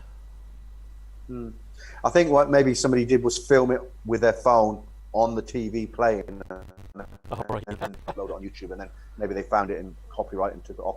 Lost in Australia, Bridge Over the Kwai is on Australian TV. Yeah. Great. That's not one I won't be watching. MD, Peter, don't forget Tuk Tuk Patrol filmed in Thailand. I've not heard of that. Have you heard of that, Tuk Tuk Patrol? No. Have to go. I'll have to go through some of these and see all the films I haven't watched. I've seen pretty much most of them. A couple of Hard to Kill 2. Haven't seen that. Not sure. The Stars of Hangover 2. Dave says the Stars of Hangover 2 movie visited us in Angel Witch. All very friendly. I like the bird who played. We won't use that word, but it's there in the comments. Yeah. Okay. So how many we got in the chat now? 83. Do you think this is this time okay for everyone? It was very difficult to come up with a time that'd suit everybody. Like Ed Sweeney, he does his on a Wednesday night about 10, which is great for people living in England. But because Simon's 7 hours ahead of me, I'm in the UK, he's in Bangkok. We had to try and find a time that fits us all, and this is about the only sort of day and time we could come up with. Yeah, so hopefully we'll see. I mean, like you say, we can always change it in the future, but I think it seems a pretty good time. Saturday afternoon. It's now what, 8 o'clock Saturday evening here in Thailand. Time to crack open a drink in a minute. Get your whiskey bottle. Yeah. You were well on it last week. I only had about 3. What, 3 bottles? Nah, yeah, but you're like the guy who goes out and says I only had 1 glass of beer last night. But the problem is the glass is like that size. That's the thing, I tell you. But that's the thing when you go out to, I don't know, the one thing you notice about going out and drinking in Thailand especially is normally when you go to a bar or a club, you order the bottle. Now, but in England, when you go to a club, you're at the bar and you're waving your money, you're like, oh, can I have a pint? And it takes you bloody ages to get the bartender's attention. Whereas in Thailand, you put your glass down and before you know it, it's full again. The waitresses and the staff are just always on it, and you have a bottle of whiskey or a bottle of vodka, and and I tell you what I do love, the beer towers that you have. They put them on the table, so they fill them up with ice in the column in the middle, and then it's a big tower of beer, and you get your own little tap. That's quite good. I mean, we often go to the German brew house, which is what's that, Tuan Dang on Rama 3. That's good. A big German brew house with a show and What kind of show? Oh, they have all like Thai dance shows, and they have singers. It's quite famous. I mean, if you ever come to Thailand, you should head there because it's one of the attractions. I thought your favourite was Alcazar in Pattaya. In where? Alcazar. Is it called Alcazar? No, what's that? No, I'm not going to mention it here. Yeah. The big place in Pattaya where they come out and all the tourists have photographs with them. Oh yeah. You seem to know it quite well. Is it called Alcazar? I don't know. No, I've said it wrong. Let me look it up while you're. I do. Yeah, Alcazar. Yeah. But yeah, it's the cabaret, right? That's it. I'll get the right name now. They have a big one in. That was supposed to be a joke and it went wrong. No, I got it. I was winding you up. Oh, you got the Colosseum in Pattaya. Oh, Tiffany show. That's it. That's what I was thinking of. They have a big one in Phuket as well. Simon's Cabaret. Funny enough. They're very, very popular. Simon's Cabaret. Yeah, in Phuket. You never did tell me what you did. You got a sideline. 10 ladyboy bars in Pattaya. Yeah. Okay. I'm gonna. Let me just get the name of this fella. We don't really want to talk too much about the bars and what goes on in the bars and stuff, but you can't really keep away from it totally. So I just want to read you. Just get the name of this guy. Yeah, Marley. He's in Indonesia. He made the classic mistake. What's that? Is this someone on the comments or? Pardon? Who's Marley? Someone on the comments or no? No. He wrote me. He sent me an email message, and he was telling me about his first time in Thailand. And he sent it. It wasn't really. He didn't really send me enough to make a story. It was very short, but something. He made a mistake, and I said to him, I said, look, don't feel guilty because lots of people make that mistake. What he was telling me was that he'd gone into a bar, and there were a few lady boys in there, and there was a guy. He was sitting on a sofa. Next to him was another foreign guy, and next to him was a lady boy. When the ladyboy got up and went to the toilet, he nudged this guy and said, "You do know that's a ladyboy, don't you?" And the guy went berserk and basically had a go at him. And I said, "Well, he's probably gone there because that's why he wants to go there." So yeah, it's not a good thing to say. Right? You want me to change the subject? Alcazar and Tiffany. Yeah. I was just when we just asked what if it was a good time. We got what's that? Randy. Not a great time for us in the US, but I'm retired. I do what I want. What? Who said that? Randy. Randy. Yeah. Not great. What time is it where you are, Randy, right now? Well, I suppose it depends where in America because it's such a, they have different times depending where they are. Yeah, that's it. East Coast, West Coast. I mean, where is everybody watching from? I mean, we've got obviously Randy in the US, Kevin in the UK, Australia. Anybody in Thailand? I know we might be clashing with somebody else's live stream actually at the moment. That's okay. I haven't seen any others, but yeah. You know what you were saying about the service in Thailand, how good it is? I don't think you said it's so fantastic. I just think it's really bad in the UK because when I went to America, it's good there as well. The service is really good in America. Yeah. I've not really been to them. I went to New York once, I think, but yeah, I haven't. One place I definitely want to go to. I haven't had a chance to visit there. Yeah, no, it was very good. I went a couple of times. Ross Macbeth, Mauritius. Sweden. Well, Mauritius. And in Sweden. Florida, MD in Florida. Randy said it's 8 a.m. You guys started at 7, I believe. So it's 8 in the morning. Yeah. Oh, Aston Martin living in Hue Hin. Kern Bells in Japan. Where? Aston Martin. Oh, you live. Whereabouts do you live in Hue Hin? Which, I mean, don't give me the exact address, obviously. I mean, what sort of area? Francesca, my girlfriends have discovered Leo Export and are getting smashed right now. Franny, I think Francesca. I think she's the only female we've got on the chat, so we'll have to treat her as royalty. Hiya, Francesca. Saudi, Marco. Marco in Saudi. What's that? Oh, Saudi. Mm-hmm. Oh, that's good. Good to know. Isn't Saudi? I mean, Saudi is it? Is that you're not allowed to drink alcohol in Saudi? Is that in Saudi or not? It was funny because when I no, you're not supposed to. I don't know about now, but when I worked in Bahrain years ago in the late '80s, they have a bridge that connects Bahrain with Saudi, and they used to come over on a Friday night, have a good time in Bahrain for the weekend, and then go back on the Sunday. Wow. I suppose it's changed now. Oh, Cham. Somebody from south of Pattaya, Huai, Florida, MD in Florida. Have you been down to Cham? Yeah, I like Cham. It's a little bit. Yeah, Cham's nice, lovely. The one thing I found about Cham is very similar to the beach. Rather is, I used to love in Pattaya where you go to the beach and you got all the umbrellas and people coming along and selling all the food and souvenirs and everything. And Cham's just like that. It's a nice. Pattaya. Yeah, nice to go down there, sit down there on the beach and have the seafood and all the beers and everything, and not expensive either. Marco says no alcohol here or severe penalties. No, well. Ross Macbeth. Have the prices changed in Thailand for things like hotels, bars, etc.? You know, when people say that it's really expensive in Thailand now, I think it's not that it's got really expensive. It's just, I think the exchange rate has got a lot to do with it because. Yeah, for sure. In the old days, we were getting 78 baht to the pound. Now it's around 40, fluctuates. It was 36 when I was last there. Terrible. Yeah. But you can still live relatively cheap. I mean, where you go out, I mean, you're not spending big money in your area, are you? Well, no. I mean, for example, a bottle of Leo. If I go to the local bar, just round near me, a big bottle of Leo, and I don't mean the little tiny whatever it is, 330 ml. This is the bigger bottles.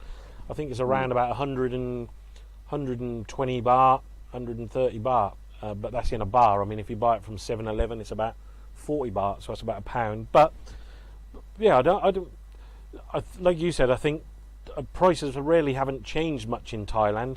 It's just that the exchange rate has, and if you always compare it back to your home currency, that's where you notice the difference. I mean, I remember, going and buying noodles on the street, 30 baht, 40 baht, and that was like God knows how many years ago, and 20 years ago, and they're still 30, 40 baht. And so, but back then, if it was sort of 50 pence, because it converted it back to the UK, now it's £1. So if you convert it back to your home currency, then it looks like it's double, but in actual fact, the prices haven't changed. And I mean, like taxis, for example, I mean, they've been 35 baht for how many years, you know, ever since I've known taxis. I think you get in a taxi, 35 baht it starts at, and I don't think that's changed at all.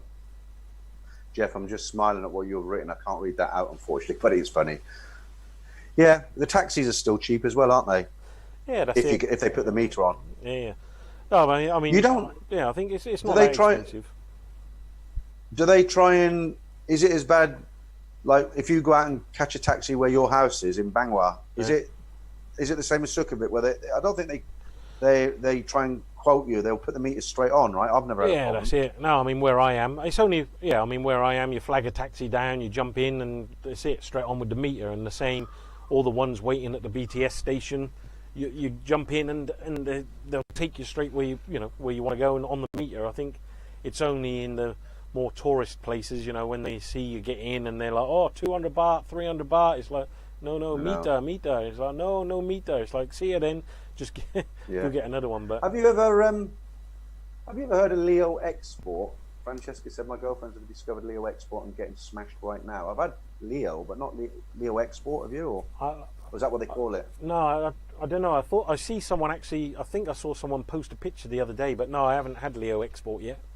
I'll have to give that a try. I get when I was in Hua Hin in the initial hotel, I'll buy sort of that size Leo cans from 7-Eleven. I guess they're about a pint, but they're 440 ml, but they're 52, 53 baht from 7-Eleven. Yeah. Not overly expensive. No, that's it. I was just I was looking back about there. What's the what would your monthly budget be in your area? That was to RM. Well, I suppose it depends. You know, where I live, you can get a house or an apartment from 6,500 baht per month, and then it just depends how crazy you want to go in terms of food. But I mean, you could live comfortably on, I don't know, 30,000 baht. I would say you could live comfortably. Right, top tip from Dave the Raver. He says beach resorts open, but Bangkok closed for boozing. Bangkok guys should go to Pattaya or Hua Hin or other beach resorts. Pattaya is open. Fran Rush. Yeah. So Cham, you like Cham or not? Yeah, I do. I was just looking at one of the comments there. The guy, what was it? Yeah, Cham is the little brother of Hua Hin. Rayong's quiet, isn't it? Rayong. I haven't been there for a few years. Yeah, Rayong's quite nice. A lot of Thais. I know they've got a Novotel there. A lot of Thais go to Rayong. It's more of a Thai resort. Jeff says a good day out of Pattaya to be had in Bang Chang. I mean, how much longer are we gonna, have to sit this out? Well, what do you mean the the non-traveling? You didn't say. So I was asking you. So you don't get into Sukhumvit really, do you? No. So, yeah. No, like I said, around here where I am, there's plenty going on with all the local restaurants and everything else. So yeah, there's no real need to go into the heart of the city. Every now and again I will. I mean, if I get friends come over or someone's around, then I'll head over to Sukhumvit and we'll go out and have a few drinks. Nice to get into the heart of the city every now and again. Well, usually I'm your excuse, aren't I? Yeah, that's it. I'm waiting for you to come over again. Look, that's it. But it's not. I haven't not come over because out of choice. I think we'd all like to get there. I've had people write to me and say, "Oh, just do the 14-day quarantine and then go there." But the thing is, if you're only going for 2 weeks to a month, I mean, I still work. I can't disappear for 6 months. Oh no. And I think like I said last week, if I had a family and I wanted to get back, if I had a wife and a child living in Khon Kaen, for instance, and I was stuck in the UK, 100% I'd do it. But what makes me laugh now, I don't know if you watch the English news where you are, Simon, but the government now, from the 15th of February, they've decided to quarantine people in hotels like they've been doing in Thailand for months. So what they're saying is from the 5th, they booked up a load of airport hotels from the 15th of February so that anybody coming in will have a 10-day quarantine. So if you go out to Thailand on a trip, you'd have 14 days. Well, it's actually 16 days if you include the traveling, but you'd have 14 days quarantine. Then you'd come back and you do another 10 days. So just doesn't sound like a lot of fun, does it really? I know, that's it. Well, hopefully that'll all be over soon. So if we get to summer and everything's the vaccines and all that are out, then hopefully start getting back to normal. Be interesting to see this year as well. If I'm not sure if because obviously next week is Chinese New Year, so a lot of the Chinese factories are now closed. But I think they're doing a big celebration in Chinatown this year for Chinese New Year. So that's around, I think, the 12th, and then after that, Songkran, the Thai New Year in April. So it'd be interesting to see if they all those big celebrations still go ahead. I hope they do. Didn't they? Songkran's normally April, isn't it? Didn't they put it on hold because of what's going on? They did last year, yeah. They said they sort of postponed it and then gave everybody a 4-day holiday later in the year. But I think they said this year they're not going to cancel it. So it looks like it's all going ahead. And as I said, some of the big celebrations are now starting. So I think Chinese New Year, which is this month, David. is all going ahead. So yeah, it's getting back to normal. Quarantine is a waste. MD, quarantine is a waste of $1,600. Thailand Discovery. I just wonder how many of the Thais in the tourist industry are getting by like in this life. It's sad. Yeah. I mean, they don't have any. Most of them are.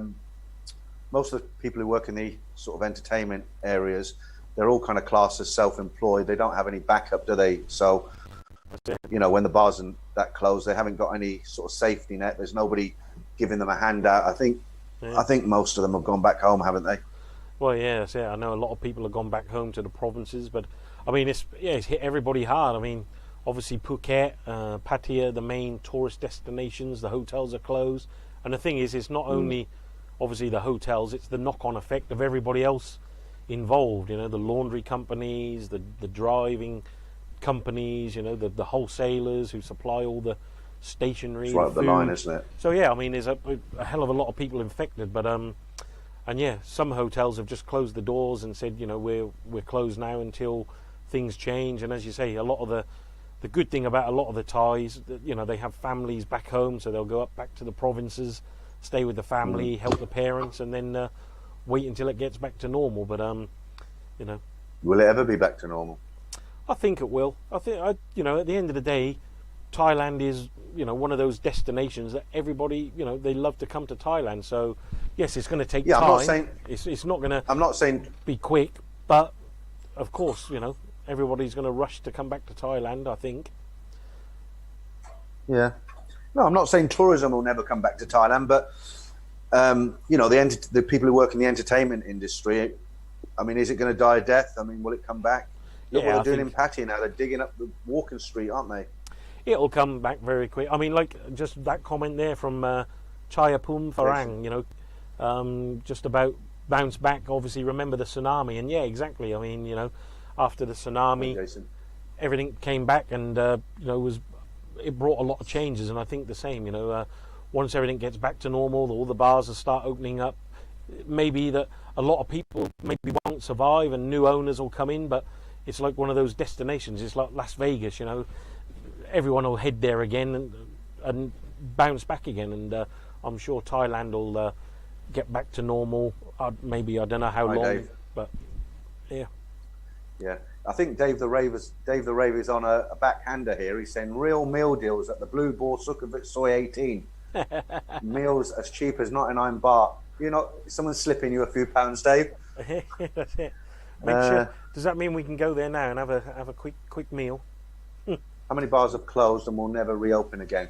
Yeah. Do you know what's happened with the Tahitian Queen? Because that in Pattaya, that's the oldest, as far as I know. Somebody might prove me wrong, but it's the oldest go-go bar in Pattaya, and that was closed down. Then I seen somebody was doing they were fundraising, and they'd got about $16,000 from this fundraising. So and I don't know what's happened since then. It's just. I mean, I don't. It's not the sort of place I went into, to be honest with you. But it's just a landmark, isn't it? It's been there forever and a day. It'd just be sad to see it go. Yeah. Does anybody know what's happening to the Tahitian Queen? No, I don't. Yeah, it'd be interesting to know. Yeah, let us know. Someone said, heard there's a Weatherspoons in Pattaya. Is there? It won't be a real one. It won't be a real one, will it? Don't know. Right, Bangkok Diaries Thailand. Hua Kwang, I better pronounce that wrong, is alive and kicking. Tonight everywhere is open. That's where you live, Dave, your area, yeah. Yeah. Tahitian Queen is saved, will stay open. That's good. It's one of the Tahitian Queen, what I remember, I was talking to Kevin Meadows about this.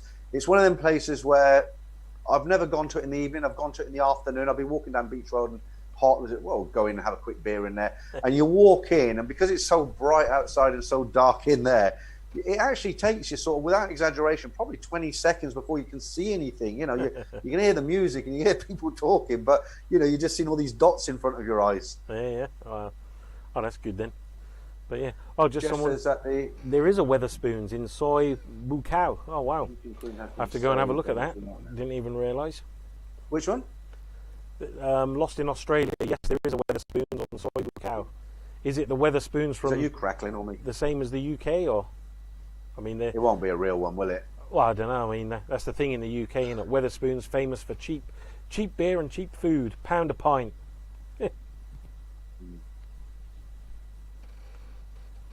Yeah, Hard Tulip, a reliable YouTuber, said that the Tahitian Queen is saved. Kevin Meadows, my dad. Oh yeah, I remember Kevin told me this. My dad sold Weatherspoons in Pattaya just before the COVID outbreak. So if you don't know Kevin, Kevin ran a couple of bars in Nana for his dad who owned them, and I'd forgotten actually that Kevin had told me this. He actually the Weatherspoon was Johnny's, that's Kevin's dad, and he actually sold it right before all this happened. Yeah. Wow. So he kind of got out, kind of bad luck for the person who took over, I suppose. Just at the right time. Who else we got in here? We've got 108 in the chat now. Hi to everybody. Yeah, hi everybody. If you just joined, welcome. Don't forget as well, as we said earlier, hopefully the link for the new channel's down below. So if you do enjoy what you're seeing and next week you want to join us, then we should be live on the other channel then. Peter will tell you a bit more as well. Yeah, the new channel. Yeah. I don't know if I'm going to pronounce this one right. Chayap Hum Farang. I think places like Hua Hin will take longer to recover. Pattaya will bounce back quickly. Yeah, I mean, Pattaya it's more well known. More people have been to Pattaya, and that's obviously where they'll head back to. But I'm always talking about Hua Hin. Johnny lives in Hua Hin. A lot of people are talking about Hua Hin now. So perhaps when it does all get back to normal, perhaps they'll get more visitors. It is a very nice place. It's not Pattaya. If you want to go out and just hit go-go bars every night and go wild, then don't go to Hua Hin. It's not that sort of place. There's a couple of Sois of good bars. They don't have go-go bars, but it's it's a nice town. It's got everything. Chatham is a beautiful place with a nice stretch of beach, but it's a little bit quiet for me. I tend to stay in Hua Hin and visit Chatham, about 20 minutes away. I was just looking there as well. We've got Stig. Hi, Stig. D just asking, are there bars, go-go's or night spots for women tourists in Bangkok? Well, yeah, there's loads. I mean, the one thing is that, you've got Soi 11 in Sukhumvit. That's quite popular now with Oscars and Levels and all those bars down there. And the thing is for the ladies, if they do travel in Thailand, is that a lot of the bars give free drinks to women. It's a lot of the bars, they'll give a free glass of red wine, free cocktail, because obviously they like to have the ladies travel in the bars. Tong Law if they get as the well. girls in, the men will follow, won't they? Exactly. Tong Law as well. There's lots of nice, cool bars around there. Lots of female travellers, and of course Khao San Road. I think the thing is, lots of places really for both male and female, isn't it? I mean, Khao San Road they've just done up apparently. Where Khao? Yeah, they have. It's not my. It was never my sort of place. Thanks for that. Dave says, I was in Nana Square shopping centre yesterday at about 5 p.m. was the only person the chosen in one. the place, and MD replied, Bangkok Diaries, you're lucky. Right, do you think we'll get back for next high season, Peter? I don't know. Nobody knows, do they? What do you think, Simon? Will we get back for next high season? Well, I suppose it all depends how this vaccine goes. I mean, I see, the millions have now been vaccinated, and they're saying I think it's by the summer, the majority of people will. So I think everybody's now everybody wants it to get back to normal. I think no matter what country you're in, everybody's like, we want to get back to normal. We want to do as best we can to get back to normal. So I think everyone's going to push for that. And I think if everyone's getting vaccinated and the risk is, getting less and less, I think countries are going to want to hurry up and open up, because, we can't all carry on, can we? I mean, the economy's dying. No. Everybody wants to get back to normal. So I think the vaccine's the only way out, isn't it? Yeah. I think this year will be, I think as well, I can see Thailand doing a huge push, for tourism to get back for high season, because everybody's obviously looking to November, getting everything ready. So that gives them a few months to get everything in place and start getting the country ready again. So yeah, I think this year, high season, I reckon we'll be back. I mean, at the risk of being called a white knight, I really do feel sorry for all the people who work in the bars. The thing is, they're all lovely people, aren't they? Every time I go to Thailand, I'm greeted with a smile and they remember my name, and I couldn't remember their names. It always amazed me with Thai people. You can meet somebody that you haven't seen for 5-6 years and they'll call you, "Hello, Peter." And you think, how the heck do they remember my name? But I can't help but feel sorry for them. It's like, whenever I go down this line, people will say you're just being a white knight, you're too sensitive. But you can't help it, can you? I mean, they're nice people and they're getting a rough deal. Yeah. Well, that's it. Yeah. That's it. I just want everything to get back to normal so we can all go out and have beers again. Lost in Australia, yeah, right on. Lost in Australia, it's a simple ferry ride from Pattaya to Hua Hin. Is it still operating, that ferry service? No, about 1,800 baht, wasn't it? Yeah, but it's not operating at the moment. I think all those, or someone told me that it's not operating at the minute. Obviously, well, not now because of what's going on, but I mean, when it's was it operating normal, before? Yeah. When it's back to normal, obviously it will. I think it's a couple of hours from Pattaya to Hua Hin by ferry, and yeah, I mean, it's worth it, because I mean, if you think if you're driving from Pattaya, that's a couple of hours to Bangkok, and then from Bangkok another couple of hours to Hua Hin. So if you can get on the ferry in 2 hours straight across, it's worth it. I mean, just the fuel. That's the other side of the Gulf, isn't it? If you look at the map, that's you've got the Gulf it's a kind of horseshoe shape. So Pattaya is over here, and Hua Hin is opposite over here. So you'd have to go all the way. You'd have to go to Bangkok, wouldn't you? Back to Bangkok and all the way round. Yeah, exactly. That's right. So yeah, I mean, it's worth the 2 hours. I mean, even if it's, I don't know, 500-600 baht. I mean, if you're driving, you're going to spend that in fuel going there and back. But yeah, just reading what Jeff's written here, and he said it will also depend whether the airlines ramp up the airfares. This came up last week, didn't it? Are they going to, increase their airfares? Well, that's it. I mean, yeah. What's happening with Thai airlines now? I haven't seen much on the news about them at the moment. Obviously, at one time they were in trouble. They were in trouble, and then there was a big bit of news where they'd opened up like an airport cafe where they were using all the trays and all the equipment from the airlines to actually make it like a themed cafe. But yeah, I hadn't heard nothing from them for quite a while at the moment. Yeah. I mean, it's like Ed said in one of his streams. I mean, for us, we still live in nice houses. We've still got jobs, or, we eat good food every day. I mean, for the Thais, he's working in the bars and what have you. I mean, they're, they got it really bad, bad. I must admit, though, I mean, once you leave Bangkok and go up country, it's really good how the Thais are getting back, getting together and how they survive. I mean, I went to visit a friend up in Buriram, and it was just such a relaxed atmosphere. All the family are there. Some of the people who used to work in Bangkok, they've all met up with the family, and they're all cooking out in the open, and people are coming by and stopping and that's how their normal life is up country. So I mean, I think they're surviving quite well once you go up there. And I don't know if have you ever been up country? Have you been up to Buriram and those places? Or? Well, I lived in Assam for 2 years, didn't I, Khon Kaen, and I did go out on trips, and I have been to places like Udon, Udon Thani, and I can't remember the name of the place, but I went to some real wild places. When I say wild, I don't mean partying. I mean they had one dirt street through the middle of the hamlet, you could call it. It wasn't even a town, and wooden shacks on legs with the goats under the house. I mean, I've been to them sort of places, but that's one place I haven't been to remember the names of them. A long time. Are you talking up by Nong? Non Concan, Kai I or haven't been. Well, no, I that way? was just generally. I mean, up north or yeah, Isan. I mean, I haven't been to Concan since I think since you were there. So I mean, that's a long time ago. I'd love to know what it's like now. Apparently it's very vibrant. It's one of the 4 major cities.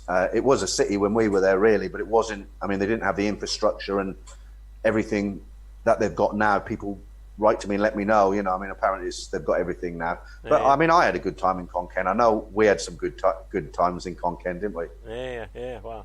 Cool. Yeah. If I had to ask you what's the one thing that sticks out in your mind about Concan, a memory, and be careful what you say here. What would it be? I mean, if I said to you, is there anything that sticks out in your mind in particular? If I mention Concan, is there anything? Yeah, I'm just trying to think. Like I say, there's just so many. Yeah, I mean, I'll have to have a think on that. I mean, I remember obviously the underground, the place up there that was. Well, I was going to tell you the thing that sticks out in my mind, and you've just touched on it there. Oh yeah.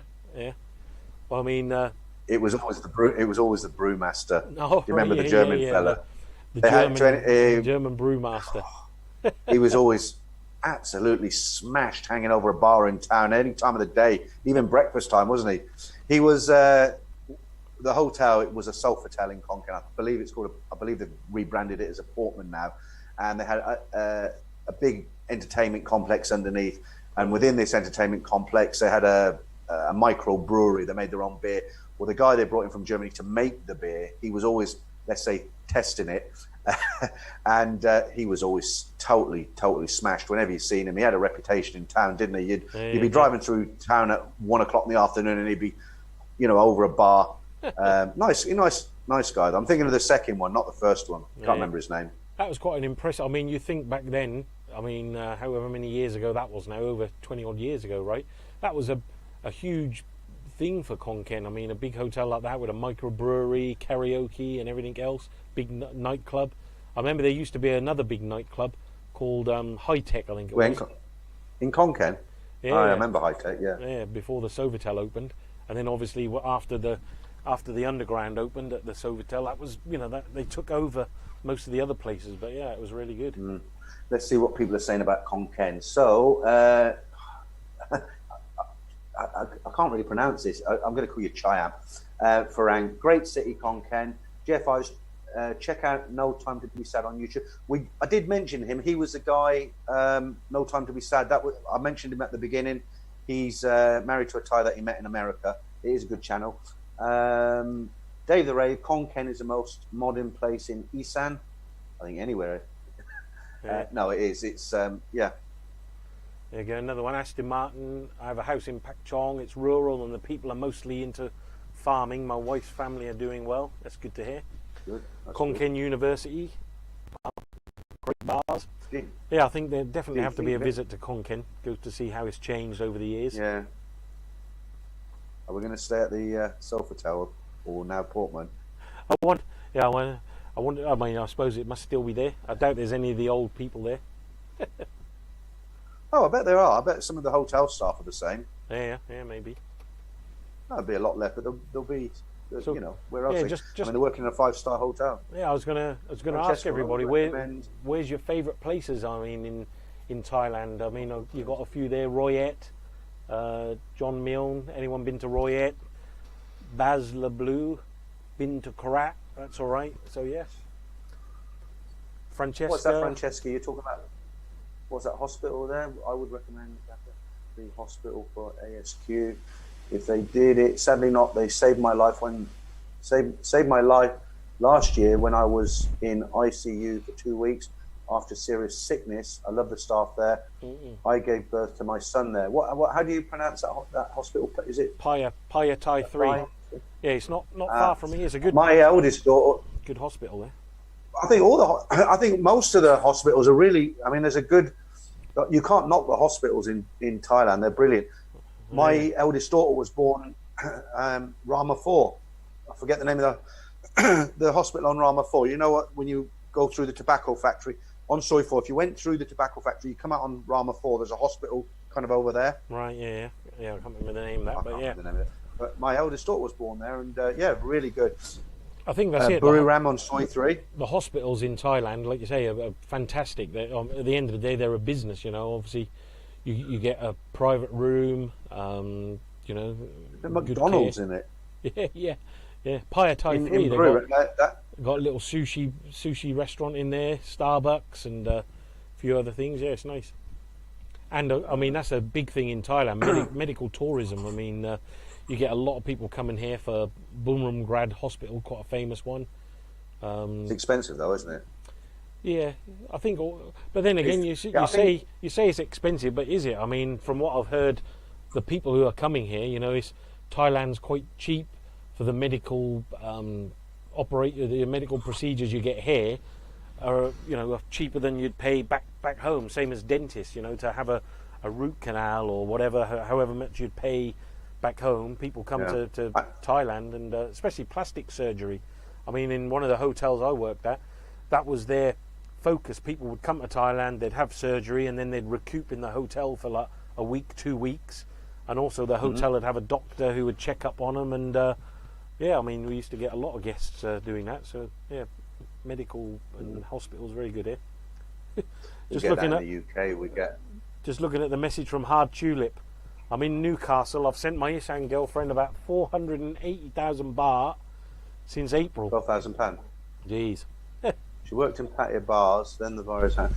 Well, she is probably the luckiest bar girl out of Pattaya if you've sent her 480,000. That's a lot of money, £12,000. Yeah. Dave the Rave, I like Khon Kaen as a modern place, and Korat for great markets. Royat has a very high temple, fantastic viewpoint. I'll tell you where's booming. Baz, is a tobacco factory still there at the end of Soi 4? It is. I stay right next to it when I'm in Bangkok. I'll tell you where seems to be growing a lot is Buriram. Obviously, Buriram is now, they've got the big international track up there. Buriram United is, one of the Thailand's most famous football teams, and it's really, really growing a lot. I know quite a lot of expats who have moved up there. Don't know if anyone in here is from Buriram or living in Buriram. Don't hold your breath. I was just Hard Tulip. You're very generous from MD. It's definitely 480,000 baht is very generous. Oh yeah. Sick buffaloes ain't cheap, David. I think that's not used so much now, is it? The sick buffalo stories. It's more the engine's gone on my motorbike or my brother's motorbike. Yeah, well, that's it. London Chinese Cabby. Hello, David. You got a fan club, David, on here. Yeah. Yeah, so we've got 107 in the chat. Just a reminder that next Saturday this stream will be coming from our new channel, but we'll send you out lots of reminders where it is and when we're on and everything. No, that's it. Okay. Yeah. So what's your I was going to say, what's your plans for the rest of Saturday? What's it now? What's the time there where you are now?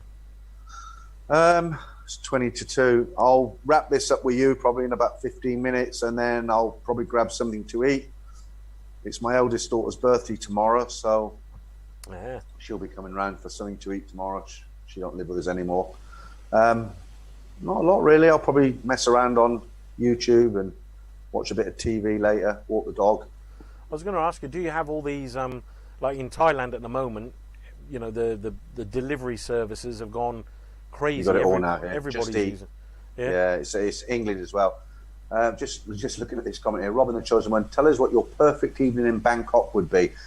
I'd get shut down. The channel would get shut down. I can't tell you that. No, seriously, I can tell you, Simon and I do it many times. We meet up, he comes across to Sukhumvit, meets me. We probably, where do we normally start off? Probably Stumble on Soi 4. We'll have a couple of beers on Stumble because we like to people watch.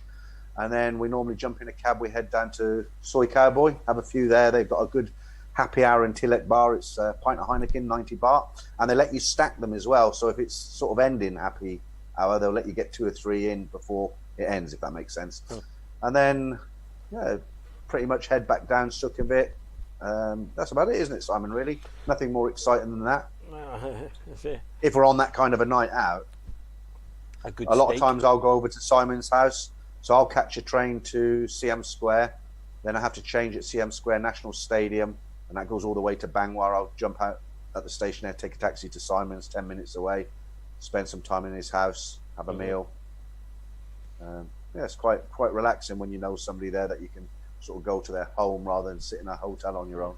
I'll tell you what. What about you? One thing that's really good is that we've started doing a lot. There's a really good app. It's called Eatigo. I don't know if any of you know it, but if you come to Thailand, definitely use Eatigo. But basically, you can get up to about 50% discount off so many places. And one of the great, tell me about that. Yeah, one of the good things is the hotel buffet. So I mean, there's a lot of 5-star hotels on there, and we often will use the app. And you'll pay something like 700 baht for a 5-star buffet. And it's got everything there. You've got all the big giant, snow crabs. You've got the Wagyu beef. You've got all of the international food selection plus Thai, and that's a good night. I mean, if you go there, and there is one I went to. I think it was the Imperial Queen's Park a long time ago. It's now changed to the Marriott, but you pay a little bit more, and you'll get the alcohol buffet with it, so you can have. Alcohol buffet? What's that? You woke me up. Just that's it. Free flowing alcohol with it, and you can have the wine, beers. They used to have a little caviar and vodka bar as well, and that was about 1,500 baht. And there's that would quite a few champagne really buffets and oysters and all that at the moment. The West Inn. Is that the one? That's nice. Is that the one? If you go kind of out of hours a little bit, it gets cheaper. So in other words, their busiest time for dinner is probably going to be about 7. But if you go at 5:30 or say 9 p.m., you get it for half price. Yeah, that's it. Yeah. So yeah, I mean, because at the end of the day, these restaurants, especially the buffet ones, they have to put it out. So if they can get people coming in earlier and then a little bit later, then obviously not so much wastage. But yeah, if you go in a prime time, you might only get 10 to 20% discount. But then if you're going off prime, like a little bit, half an hour or an hour earlier or later, then you get the maximum discount. But yeah, it's good. And a lot of people now, they go to this Terminal 21 to eat. They you can get cheap food in there. You can get a plate of rice for sort of 80-90 baht, I think, with that egg and all the rest of it. Yeah, it's a nice shopping. I mean, do you remember you were talking about, I said I didn't go to Thailand because I didn't want to, eat going to an Irish pub or an English pub. That's not why I go to Thailand. The one thing and you said it's good to have a beer, a pie or something sometimes. You just reminded me, the one thing I did like was when we went to Pattaya. Do you remember the Pig and Whistle? I think it's in Soy 7. Yeah, it was probably pretty much the first kind of English themed pub. I mean, it's a proper one. It's probably still there, but we'd go there and have their, sausages and pies, and yeah, really good. Yeah. Take care, Dave. Dave's now leaving. Catch up with you again soon. All right, David. Yeah, thanks for joining us. Yeah. I mean, we're not got too long now. We've decided to try and keep it down to 2 hours because we'll be rabbiting on all day if we don't. How long have we been on now? Just having a look. Probably about 1 hour and 45 at the moment. Yeah, what's the time? Thanks to all you guys for joining us on the chat. This is the first real chat. Last week was a kind of dry run. Ended up being over 2 hours though, didn't it? Yeah. There are some interesting news there from Ian Farley. The tobacco factory is currently being demolished to make way for a new park area. Oh, it really? may be. Oh, I didn't know that. That'd be interesting. Well, what's everyone give up smoking in Thailand now then, or? You wish. Because they had the monopoly, didn't they, on the tobacco? It was they had the monopoly on making cigarettes in Thailand, didn't they? That's the thing. The e-cigarettes. That's crazy. They're the e-cigarettes. Do you know what I gave mine up? Banned here. Yeah. Do you know what? I would have never given up if it wasn't for Thailand. I used to be a heavy smoker, 40 or 50 a day. It would have killed me if I didn't stop. But one of the ways I managed to stop was I went on to an e-cigarette. They're really good.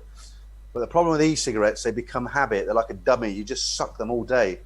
And in Thailand now, like Simon's just said, if you get caught with an e-cigarette, it's about £500 fine, isn't it? Something like that. Or 10 years in jail for smoking an e... What do they say, 2 years in jail or something? Or 6 months in jail? No, it's not. I don't know. What put the nail in the coffin for me is I was on the beach in Hua Hin, not like having a day at the beach. I just walked down there in the evening to watch the sunset, as you do. And I parked my bike at the end, opposite Soy 94 down there, and I was there, and there's a big sign. If you get caught with an e-cigarette, I can't remember how long in jail, but it was something like something ridiculous, like 2-3 years, maybe 5 years, Yeah. and a 20,000 baht fine. And I thought, there's no way I'm paying a 20,000 baht fine, using me as an excuse to make money. And I gave it up. I gave it up. And if it hadn't been for Thailand, I'd still be on it now. I know, it's crazy. So I was just you looking used to smoke, didn't you? Oh yeah, the same. I gave up 20 odd years ago now. I decided, didn't want my kids to see me smoking, so that's it. Knocked it on the head. Just a couple of when you smoked. just picking on a couple of those comments. Kevin smoked. Dave Cars, I need eye surgery after an accident. Any good hospitals? Yep, Bumrung Grad and London. Chinese cabbie says the same. Yeah, Bumrung Grad. They're a very famous hospital. Lots of people know that one, and it's definitely one of the more well known. I read somewhere that they were rated number 5 in the world. Oh yeah, Grad. They are good and got a very famous name. There's a couple of other hospitals as well. Just trying to think of the one where the king used to be treated near the river. Oh, the T909 says, "Hi guys, watch some of the nightlife videos in Bangkok, and everyone is using vape. They are, but they're setting themselves up to be scammed to give money. I used to smoke a vape when I was in Thailand. You're not allowed to, but I used to do it because I thought, well, it's only a vape. It's not a big deal. And people used to come up to me and say, be careful because they'll catch you. And I know a lot of people do. I'm not saying people don't use a vape, but especially if you're a foreigner, you're opening yourself up to giving away money, aren't you? It's like being stopped on a motorbike for going down the wrong way. You can buy your way out of it. And I just weren't going to give them an excuse to get money out of me in that way. So, yeah, I know there's a lot of people using vapes in Thailand. The nightclub probably full of people on vapes. But I gave it up because I didn't want to give them an excuse to get cash out of me. That's what I'm trying to say. I think that's it. They are trying to crack down on it. The same with the shisha pipes. There used to be a lot of restaurants where you can go and have, or not just restaurants, bars where you can go and have the pipe with the tobacco after the meal, like you do in Egypt and places. And they're cracking down on that. But they've always had that. They've always had that in Pattaya. If you go from Walking Street from the beach, no, I said from the beach road. It's all beach road. Coming in from the other end, not where the police, where the tourist police van is at the beginning of Walking Street. Yeah. The other end on the left, it kind of like a bit of an Arab quarter. There was always them sheesh pipes, and girls were puffing on them actually. Yeah. Wow, that's it. But yeah. So Don was like, I've taken a vape to Thailand on my last 2 visits and had no problems. Like you say, you probably won't. You might not. Yeah, exactly. It's just one day you'll be sitting there and same. I go to restaurants and or bars and you'll see other people vaping and no problem. But it's just if you're in the wrong place at the wrong time, and someone comes out and they'll say, right, that's it, boom, and that's it. I have to pay the fine. I'll give you an example. Okay, it's not vaping, it's smoking. But as you come out of Soi 4 and turn left, there's a little kind of booth there. And I've seen a guy walk down Sukhumvit smoking, and he dropped his cigarette on the floor. A guy came out of that booth in some official uniform. I don't know if it was a policeman, but he had to pay money on the spot. So all we're trying to say is, I went to Thailand lots of times. I used a vape and I had it in all the bottles with me and everything. Never had a problem. But, you're just leaving yourself open, aren't you? It's like drinking and driving on, if you drink and drive, you probably... Well, that's it. Probably it's one of those things... But you don't generally... Yeah, it's one of those things about Thailand. I mean, it's illegal, but it goes on. The same, the same with the pirated DVDs. It's all illegal. It goes on, and it's just, you might not get caught, but it's just one day you might. Who knows? It's at the end of the day. I know plenty of people. Adrian Smith says, I never got much from the shisha pipes. Didn't see the appeal. Does it give a nicotine hit? Well, they're a bit big to carry around, aren't they? They're sort of... No, I mean, it's a social thing, and they all sit around and... Yeah, I tell you what... Do you get a nicotine hit off it? No, well, no, not really. But I'll tell you what, I first had one in Egypt and went to a restaurant, and it's more of, like you say, more of a social thing after the meal. And what quite often what it is it's full of flavoured tobacco. So not even maybe tobacco, but so it's, you get like a rose flavour or a mint flavour, and it's, maybe more of a social thing. But I've never tried one. But look there, Chaya said, I got done 1,000 baht a few years ago from the same booth. So he's obviously dropped a cigarette. Lost in Australia. Yes, Soy Arab. I didn't know it was called Soy Arab, but I've got to be careful how I say things. But Okay. Hard Tulip, thanks guys. 2 hours live streams are great. Lander Smiles does 2 hours live streams every Sunday. Ed Sweeney's weekly Wednesday live streams only last for 1 hour 10 minutes to 1 hour 30 minutes. You know why, don't you? Because Ed's drinking speckled hen beer, and the longer he goes into his live stream, the more beers he's had. So, you know, it would probably be quite difficult to do 2 hours. You know, he'd have to have even more beers than. Anyway, good old Ed. We love him, really. Like you say, at the end of the day, it's good. There's lots of options now. You've got live streams from, as you say, Sweeney and Ed Sweeney, rather, and Simon at Land of Smile. So, yeah, good. Lots of choices, and now Thailand bound. So you can get your weekly fix almost every day. Is that you crackling or me? Not sure. Okay. Don T909, YouTube has held your comment. I can't let it go, but yeah, you're right. It is illegal. You know, I wouldn't recommend sheesh with COVID. No, good point. London cabbie, what is it? London Chinese cabbie. Dave the Rave. Are you Dave the Rave from Nana days? Yes, it's Dave the Rave from the Nana. Dave's last job was he was managing the Angel Witch. I think he's managed half the bars in Nana Plaza, hasn't he? A few in Patra as well. I think he signed off now. He said he was. Is he still there? Oh no, I think he said he was off. But anyway, Dave's still there. He says part of the reason Club Insanity, Soy 11 were closed down due to the shisha, apparently, along with a list of other things. Okay. Oh yeah. So they got Dave, shut down not long ago. Yeah, Dave's quite knowledgeable because he's still got his contacts in Thailand. He had his Dave the Rave website. I don't know if he's going to be starting that again, but we'll see. You have to wait for good things, don't you? Yeah. Cham, I do prefer the live streams. The videos get a bit samey. Okay, so you're on about the stories, aren't you? I actually put a poll out last night, and I said on that poll, are the stories becoming stale? Are you getting bored with them? And the results of the poll that I got back were 80% said keep doing them. I think something like 14% said do them but not so often, and there was a small number said no, don't do them. So this channel, I'm going to keep it for the stories, but I might start doing them less because I'm getting into all this other stuff with Simon now on a new channel. It's going to be a totally different kind of channel. We'll do the live stream on a Saturday, but Simon's going to be out and about making videos. What he's not going to do, he's not going to be sitting in his local restaurant saying, here comes my fried rice, and oh look, it's got chicken in it and it only costs 40 baht. We'll try and think of something else to do, right, Simon? Yeah, well, that's it. Yeah, well, that's it. This is a good thing. I'm here. You'll be over here again soon, and yeah, we've got lots of good ideas. Well, I told you I'm planning some video I told you I'm planning to get an apartment in Francesca's building. What's it called again? Yeah, Metro Park, was it? Yeah, Metro Park is good. Yeah. Just looking at Nick Frankel. Cheers. Yeah, cheers from California.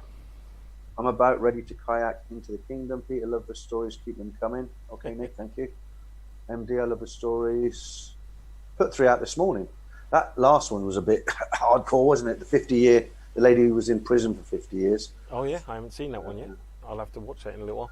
Well, you know, people send me stories and I read them out, and somebody actually said, why don't you live stream the stories? But I don't think people realize how much work goes into them, because when somebody sends me a story, I don't just like read it from the email they send me. I have to spell check it. I have to put it into a Word document, spell check it. Then I have to change a lot of the words because they're using local slang. If it's a Brit, he might say, well, he's just using slang. So I have to change it into a language that everybody understands. Then I have to kind of put it into blocks of text so it's easy to read. Then I rehearse it so that when I'm talking, it comes out smooth, and it still doesn't come out smooth. But yeah, I don't think live streaming would be an option. Well, you got a dog down there or something? No, it's my heater. I was thinking to myself, this heater's not very good. I'm freezing, and I just looked, and it was off. I thought I turned it up. What's the temperature then where you are now? Is it cold? Cold. Oh, well, yeah? It's not. Yeah, no, it's not too bad today. I mean, you'd consider it cold, but for the UK, no, it's not. It's probably about 8, 9. Yeah. Oh, Celsius. Yeah. Oh, too cold for me. Is that Lom? How do you pronounce that? Is it Lom Till or I am Tilt. Is it okay? Have you heard any of the Land of Smiles Simon stories? Yes, I have. Yeah. I think that's a good thing. Guys, I know it's just like you say, the good thing like we were saying about earlier, is that now you've got so much choice in the content. Obviously, if you're into travel videos, there's all them. If you're into stories, then you've got obviously that everybody likes. I'm sure Simon, which is good. This Simon he's talking about, I'm sure he gets messages like I get. I'll get somebody. Somebody will send me in a story, I'll read it, and they'll say, "Oh, that was Simon's story. You nicked it from him." And I'm sure he gets the same thing, saying that he's pinched stories from me. But they're all guys. They're genuine. People send them to us, and that's it. I'm not going to really defend my corner more than that. Yeah. 3 Celsius in Newcastle. You're further up north, aren't you? 16 Celsius in Florida. Nice. Well, that's it. Like I said, it's about 32 degrees here. So still, and it's now coming up to 9 p.m. at night, so got the aircon. I'm really impressed you haven't got the whiskey out yet. I bet you're thinking about it, aren't you? Oh yeah, I'm saving myself today. Saturday night, I'm trying to get healthy. Do you know what? I didn't think I was going to be able to do the live stream today. I had one of the worst hangovers I've ever had in my life. I went dry for January, and I didn't. Yourself, right? Yeah. I was planning to do longer than a month, but it's boring when you don't drink anything. No, I did a total full month, so I didn't touch a drop, not a drop in January. And I had a drink last night, and Jesus Christ, I woke my head this morning, and I felt like I wanted to vomit. I took the dog out, and the thing is about drinking, I'll probably will give it up at home. It's just all this lockdown and everything. You get bored, and I don't know. It's just nice to have a beer, isn't it? But the problem is it doesn't end in just a beer. It ends in create a beer. Yeah, no, that's right. That's it. I was just saying to Adrian Smith, talking about Thai prisons, the movie Prayer Before Dawn. Yeah, we spoke about that earlier, some of the movies. Yeah, it's a really, really good film. If you haven't seen it, you should watch that. Which one's that? Prayer Before Dawn? Yeah, the one about the guy who... True story. Yeah. Yeah. Tim Lyons, missing my Thai girl and beach life. Been in spectacular Nepal. Ever seen lockdown, so can't complain too much. Good. Chayam, will you retire in Thailand, Peter? Definitely. Poor him. Yeah. Won't be for a while though, because I'm still working. Just read Private Dancer. What a book! Private Dancer. I forget who said it, but somebody said to anybody going to Thailand for the first time, it should be a Bible. Have you read Private Dancer, Simon? No, I haven't read that. I'll have to have a look for that then. It's true, apart from the very end of it, and all the bars he talks about. I know what bars they are. He's just changed the names and the people. He calls them different names, but I know who they are. It's a very old book now. It's been out for years, and if you haven't been to Thailand before and you're planning to visit Thailand, you should definitely read Private Dancer. Another good book is my chair's gone a bit funny. Hang on. Another good book is the bar girl didn't write it, but it's a book called My Name Is Lom. You Like Me. And apparently she's living in America or somewhere now, but she was working in Soy 8, and it's her story, how she came to be involved in that business, and she gives stories of things that have happened while she's worked there, and quite a good read if you're into that sort of thing. I was just going on, following on that, the London Chinese cabbie, Billy Moore, is that... I remember years ago there was a guy who used to write loads of books, and I think that's probably the same, that is the guy, right? Billy Moore. He wrote a lot of books based on Thailand. It is Moore. I don't think it's Billy Moore though. No? Hang on, I'll check while you're... But yeah, I remember going around... Stephen. Isn't it? No, his name's Stephen, isn't it? I don't know. But I remember going around places and you'd always see adverts for the books.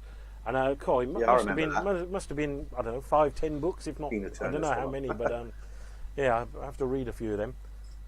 There's some interesting ones. There's another one, Welcome to Hell. That's quite a good book. That's a true story. Stephen Leather. Huh? Stephen Leather.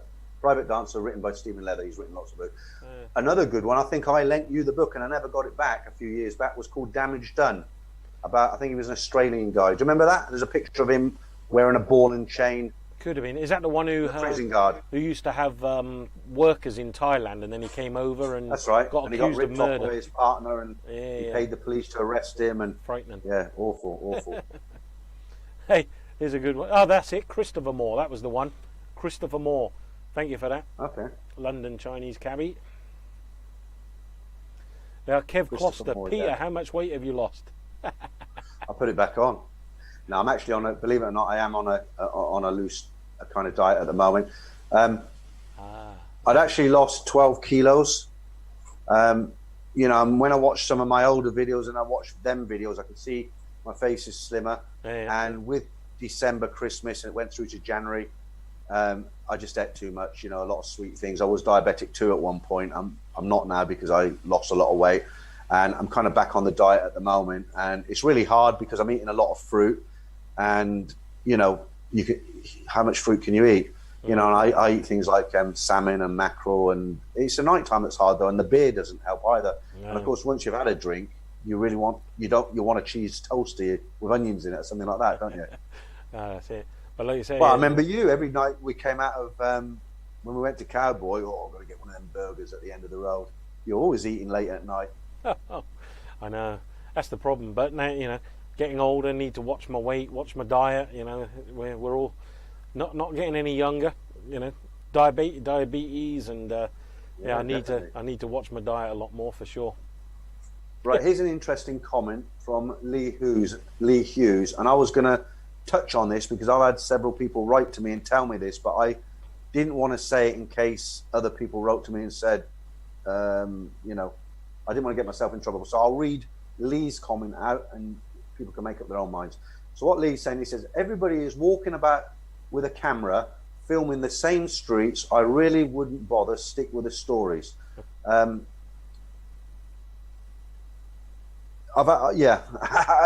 being really careful what I say there. But the feedback I've got from people was that, you know, a lot of the videos that are made now are kind of, lots of people make the same videos. That's what I'm trying to say. I'll change the subject. I'll get myself into trouble. Randy Lewin, so thanks for helping me lose weight. That's it. Oh, we're coming up to 9 o'clock, Pete. It's been 2 hours. That's it. It's been a good session. It has been a good session. How many have we got on the chat? 98. We did have over 100.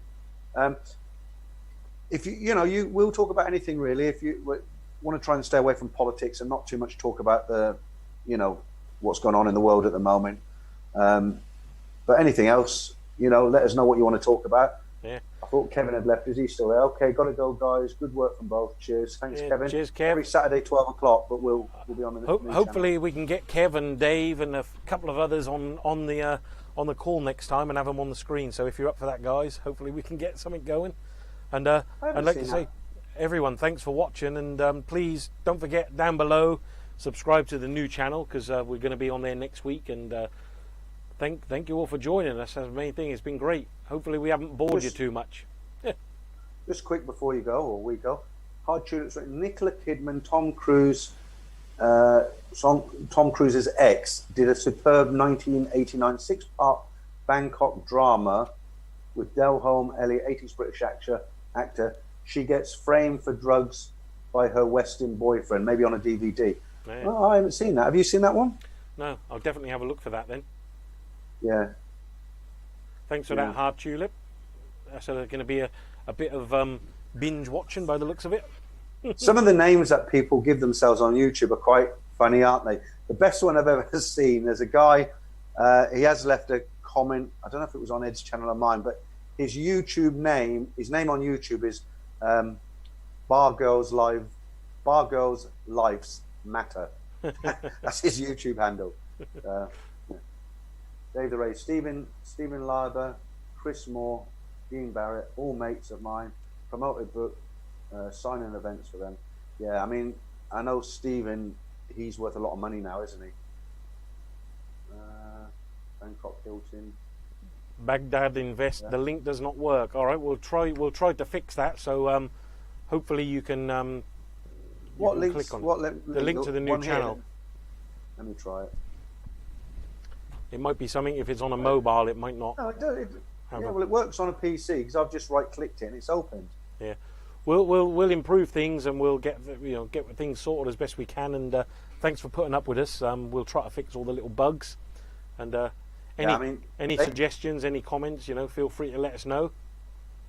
You'll know when you're on the right channel because the old channel that I've been on for about a year or so more, It's called Thailand Bound. The new one's called Thailand Bound 21. But you'll know when you're on the right one, because when you get to that channel, at the top of the page is a picture of me and Simon. Simon on the right, I'm on the left.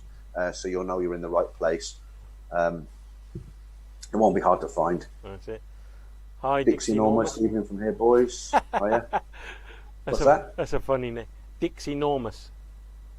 Ah, get it? I've seen him contributing on Ed's channel before. Yeah. No, that was a guy called Ivor Chopper. That reminds me of the funny things that Bart Simpson used to call up. And do you ever watch The Simpsons? Bart Simpson calls Moe and comes up with all the funny names. Dixie Normus, that's a good one. Yeah, Lost in Australia, good chat, guys. I've enjoyed it. Yeah, thanks. So have I. I think you two guys will have a good channel. Hope so. Thank you. Good stream, lads. Keep up the work. That's from Karim. Okay, so we've got 90 in the chat now. That's a good 2 hours we've been on. So I think we'd actually agreed that we'll keep it to 2 hours. It's quite difficult if you're on your own doing a live stream, because you've got to keep the flow. But with two people, we can kind of bounce off each other. So 2 hours is fairly a decent time. We don't really want to do more than that, do we? Not because we don't want to do it. We just feel we'll get stale. That's it. And we'll be doing it every week. So just read the last few comments before we go. Andy Essex, the Nicole Kidman series is called Bangkok Hilton. Okay, I'm going to have a look for that when I go in this afternoon. That's it. That'll be my Saturday night. Love the new show. Nice Saturday night TV now. Yeah, evening from Singapore. That's another difficult one. Soy. Oh no, I see. Soy TV Thailand. Evening from Singapore. Good evening. Link worked for me. Maybe it's his browser. Yeah. So that link does actually work. It worked for me, and Lost Australia says it's worked for him. So the link's okay. So sorry about that, Baghdad Invest. Try again, or we'll put some other ways you can find it in the description, and hopefully you can join us. And as we said, thanks everyone for joining us. Been really enjoyed it. Gone? Yeah. Are we signing off? Yeah, we're going to sign off now. Yeah. Okay, so thanks everybody. And don't forget. If there's anything you want us to talk about, we're trying, just quickly before we go, we're trying to not get into the whole virus thing too much. We don't really want it to sort of take over the channel, because it's everywhere, isn't it? It's on the news 24/7, and it's, we want it to be fun. We don't want it to be depressing. Yeah. Okay, that's me. Dana, you got anything you want to add? No, that's it. Thanks everybody again, and been really good having you all on, and hopefully enjoyed us.